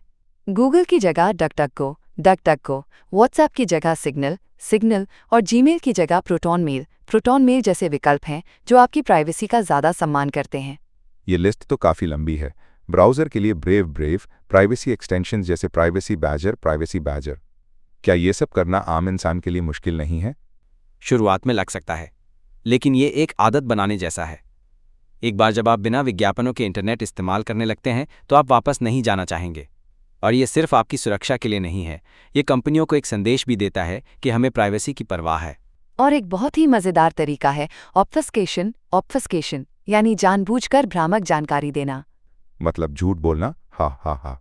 एक तरह से जब कोई कंपनी आपसे ज़बरदस्ती आपकी जानकारी मांगे जिसकी उसे ज़रूरत नहीं है, तो आप उसे गलत नाम, गलत जन्मदिन या एक नकली ईमेल दे सकते हैं। ये आपका विरोध जताने का एक तरीका है। इसे डिजिटल अवज्ञा कह सकते हैं। सिस्टम आपको चुप रहने का विकल्प नहीं देता तो आप उसे गलत जानकारी देकर भ्रमित कर देते हैं। वाह, ये तो कमाल का आइडिया है। अब मैं हर दुकान पर अपना ईमेल meriprivacy@merimarzi.com ही दूंगा। चलिए अब शो के उस हिस्से में चलते हैं जिसका मुझे बेसब्री से इंतजार रहता है, हमारे श्रोताओं के सवाल। पहला सवाल भेजा है नेहा ने। वो पूछती हैं, मैं अपनी प्राइवेसी को लेकर तो सावधान हो गई हूं, पर अपने दोस्तों और परिवार को कैसे समझाऊं जो मेरी तस्वीरें बिना पूछे पोस्ट कर देते हैं? प्रिया, आप जवाब देना चाहेंगी? नेहा, ये बहुत ही आम समस्या है। किताब हमें यही सलाह देती है कि हम विनम्रता से लेकिन मजबूती से अपनी बात रखें। उन्हें बताएं कि आपको क्यों चिंता है। अक्सर लोग आपकी बात समझेंगे। जब आप दूसरों की प्राइवेसी का सम्मान करना शुरू करती हैं तो वो भी आपकी प्राइवेसी का सम्मान करने लगते हैं। ये एक संस्कृति बदलने जैसा है और इसकी शुरुआत हमसे ही होगी। बहुत बढ़िया। अगला सवाल रोहन का है। वो कहते हैं, मेरा तो सारा डेटा पहले ही बाहर है, फेसबुक, गूगल, सबके पास। क्या अब कुछ करने का कोई फायदा है? अर्जुन, ये आपके लिए है। रोहन, ये सोचना कि नुकसान तो हो चुका है एक जाल है। इसे पर्यावरण के नुकसान की तरह देखें। दुनिया में प्रदूषण बहुत है, पर क्या हम आज कूड़ा फैलाना बंद नहीं करेंगे? हर वो कदम जो आप आज उठाते हैं वो भविष्य में आपके डेटा के दुरुपयोग को कम करता है। और ये सिर्फ आपके बारे में नहीं है, ये आपके आसपास के लोगों की प्राइवेसी को भी बचाता है। तो हाँ, फायदा है और शुरुआत करने में कभी देर नहीं होती। बहुत सही कहा। और आखिरी सवाल है आयशा का, जो एक टेक कंपनी में काम करती हैं। वो पूछती हैं, मैं एक ऐसी कंपनी में काम करती हूं जो यूज़र डेटा इकट्ठा करती है।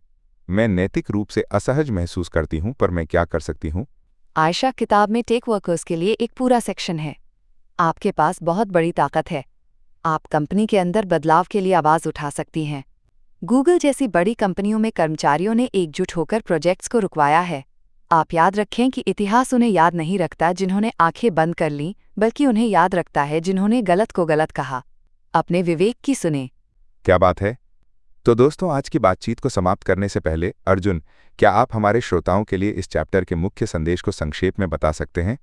जरूर। संदेश बहुत सीधा है। एक तैयार उत्पाद बनना बंद करें। सवाल करें, मना करें और बेहतर विकल्प चुनें। बदलाव संभव है, लेकिन वो हमारी भागीदारी पर निर्भर करता है। आपकी प्राइवेसी एक अधिकार है, कोई वस्तु नहीं। और अधिकार मांगे नहीं जाते, उनके लिए लड़ना पड़ता है। अपनी लड़ाई खुद लड़ें।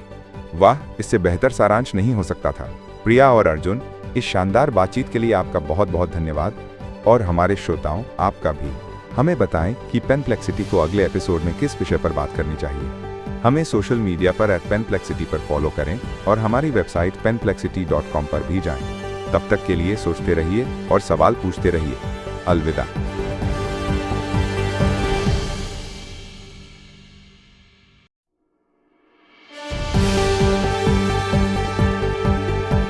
नमस्कार, आदाब और स्वागत है आपका पेनप्लेक्सिटी में। मैं हूं आपका होस्ट विवेक। पेनप्लेक्सिटी वो जगह जहां हम किताबों के पन्नों में छिपे ज्ञान को कुरेदते हैं, टटोलते हैं और आपके लिए लेकर आते हैं एक मजेदार बातचीत के रूप में। आज हमारे साथ हैं हमारी हमेशा की तरह जिंदा दिल और ज्ञानी दोस्त प्रिया। प्रिया, स्वागत है। नमस्ते विवेक, और हमारे सभी श्रोताओं को मेरा नमस्कार। हमेशा की तरह एक और दिलचस्प किताब पर बात करने के लिए बहुत उत्साहित हूँ। और हमारे साथ हैं जिनके दिमाग की बत्ती हमेशा जलती रहती है, हमारे अपने विटी साइंटिस्ट अर्जुन। नमस्ते विवेक, प्रिया। आज का विषय तो मेरे मतलब का है, तकनीक, समाज और भविष्य। दिलचस्प होगा। बिल्कुल। तो दोस्तों, आज हम जिस किताब के बारे में बात करने वाले हैं उसका नाम है प्राइवेसी इज पावर, और इसे लिखा है कैरिसा वेलिस ने। हम इसके आखिरी और सबसे जरूरी हिस्से यानी निष्कर्ष पर चर्चा करेंगे। लेखिका एक बहुत ही सीधा सवाल पूछती हैं, आप किस तरह के समाज में रहना चाहेंगे? और विवेक, ये सवाल सुनने में जितना आसान लगता है ना, इसका जवाब उतना ही मुश्किल है। किताब दो दुनियाओं का नक्शा खींचती है। एक वो जहां हम आज रह रहे हैं, बस उसका एक कहीं ज्यादा डरावना रूप। डरावना मतलब अभी से ज्यादा? सोचो, एक ऐसी दुनिया जहां आपका हर कदम, हर शब्द, हर ऑनलाइन सर्च, हर खरीदारी, सब कुछ रिकॉर्ड हो रहा है। सरकारें और कंपनियां उसे एनालाइज कर रही हैं। ड्रोन और सैटेलाइट ऊपर से देख रहे हैं। फेशियल रिकॉग्निशन आपको कहीं भी पहचान लेता है। और ये सिर्फ बाहरी निगरानी नहीं है। लेखिका इसे अंडर स्किन सर्विलेंस कहती हैं। मतलब आपकी घड़ी, आपके दिल की धड़कन, आपके शरीर का तापमान, आपको पसीना आ रहा है या नहीं, ये सब मापकर आपके इमोशंस का पता लगा रही है।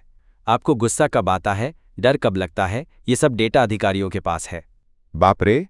मतलब मेरी घड़ी मेरी जासूसी करेगी और सरकार को बताएगी कि न्यूज़ देखकर मुझे गुस्सा आया? ये तो बहुत ज्यादा है।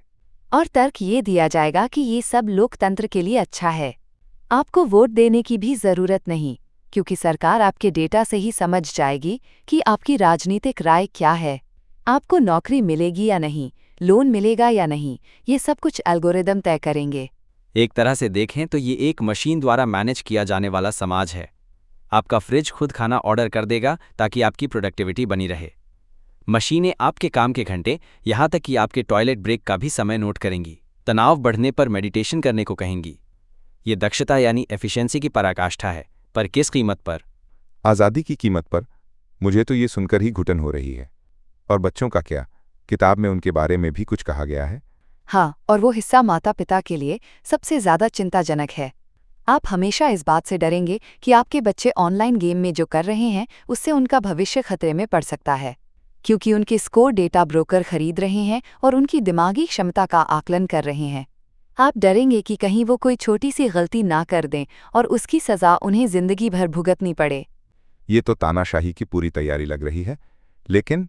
लेकिन दूसरा रास्ता भी तो होगा। बिल्कुल है, और वही उम्मीद की किरण है। एक ऐसी दुनिया जहां जो आपका है वो सिर्फ आपका है। आपके फ़ोन का डेटा आपके अलावा कोई और एक्सेस नहीं कर सकता। कोई आपकी जानकारी बेच नहीं सकता। आप डॉक्टर से अपनी बीमारी के बारे में बिना डरे बात कर सकते हैं। आप गलतियां कर सकते हैं और उनसे सीख सकते हैं, बिना ये सोचे कि वो आपका भविष्य तय करेंगी।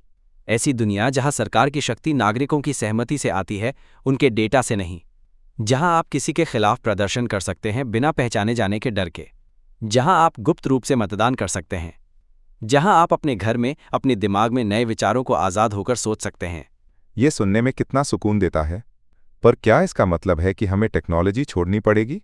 क्या हमें आदिमानव की तरह रहना होगा? नहीं, बिल्कुल नहीं। लेखिका साफ कहती हैं, सारी तकनीक बुरी नहीं है।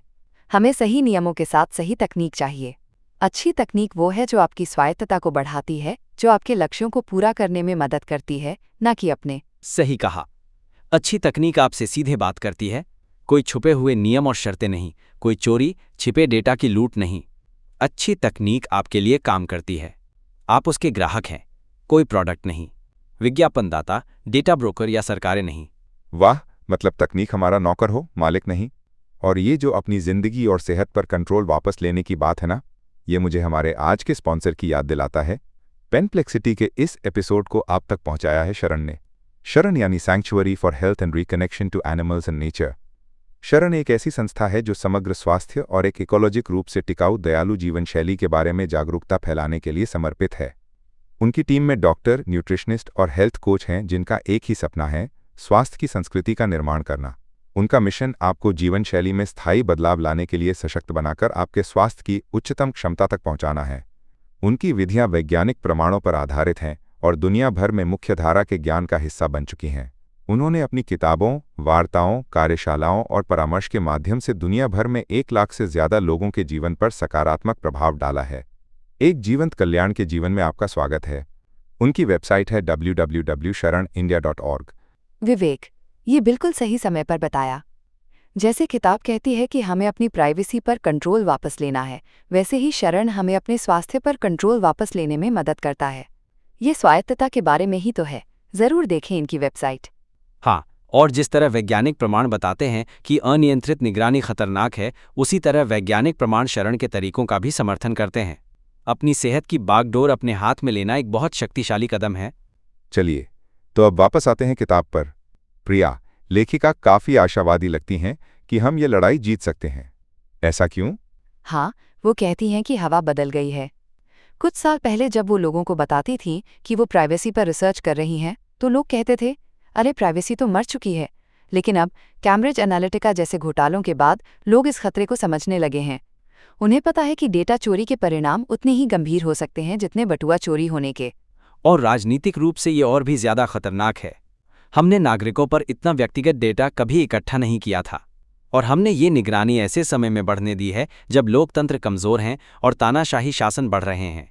लेकिन अब हम उनकी चालें जानते हैं। तो अब आगे का रास्ता क्या है? हम यानी आम लोग क्या कर सकते हैं? लेखिका कहती हैं कि ये एक सभ्य बनाने की प्रक्रिया है, ठीक वैसे ही जैसे हमने अतीत में भोजन को सुरक्षित बनाया, कारों में सेफ्टी बेल्ट लगवाए। अभी जो हम नियम बनाएंगे वो अगले कई दशकों के लिए प्राइवेसी का परिदृश्य तय करेंगे। हमें अस्वीकार्य को अस्वीकार करना होगा। बहुत बढ़िया। चलिए अब कुछ सवाल लेते हैं जो हमारे श्रोताओं ने हमें भेजे हैं। पहला सवाल है नेहा का, मुंबई से। वो पूछती हैं, क्या आज इन बड़ी टेक कंपनियों के बिना रहना वाकई संभव है? एक अकेला व्यक्ति क्या बदलाव ला सकता है? प्रिया, आप क्या कहेंगी? नेहा, बहुत अच्छा सवाल है। देखिए, पूरी तरह से शायद संभव ना हो, लेकिन हम छोटे छोटे कदम उठा सकते हैं। प्राइवेसी, फोकस्ड ब्राउज़र और सर्च इंजन का उपयोग करना, ऐप्स को गैर ज़रूरी परमिशन न देना, और सबसे ज़रूरी इस बारे में बात करना। जब बहुत से लोग एक साथ छोटे कदम उठाते हैं तो वो एक बड़ा बदलाव बन जाता है। हमें अपनी प्राइवेसी को महत्व देना शुरू करना होगा। बिल्कुल। अगला सवाल है रोहन का, बेंगलुरु से। अर्जुन, आपने सार्वजनिक स्वास्थ्य में डेटा की आवश्यकता का उल्लेख किया, लेकिन किताब इसके बहुत खिलाफ लगती है। क्या कोई बीच का रास्ता नहीं है? रोहन, ये एक बहुत ही महत्वपूर्ण दुविधा है। देखिए, किताब डेटा के इस्तेमाल के खिलाफ नहीं है, वो डेटा के दुरुपयोग के खिलाफ है। बीच का रास्ता है गुमनाम डेटा का उपयोग।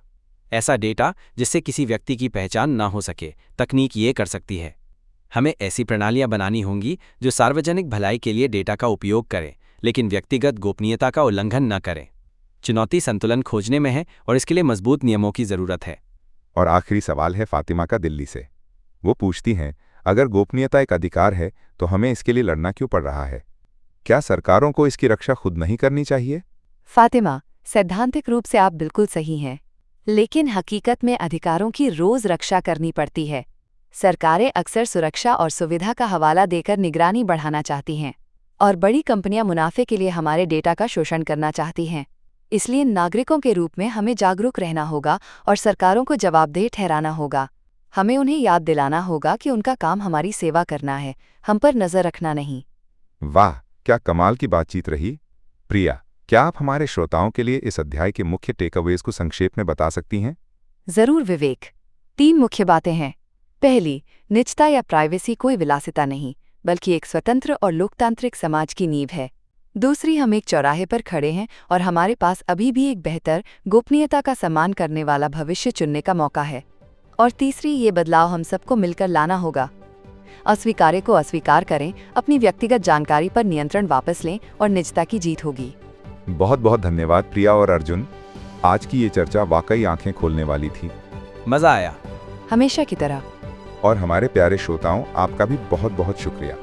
आप हमें बताइए कि पेनप्लेक्सिटी के अगले एपिसोड में हमें किस किताब या विषय पर बात करनी चाहिए। अपने सुझाव हमें हमारे सोशल मीडिया हैंडल @penplexity पर भेजें या हमारी वेबसाइट penplexity.com पर जाएं। तब तक के लिए सोचते रहिए, पढ़ते रहिए और सवाल करते रहिए। अलविदा।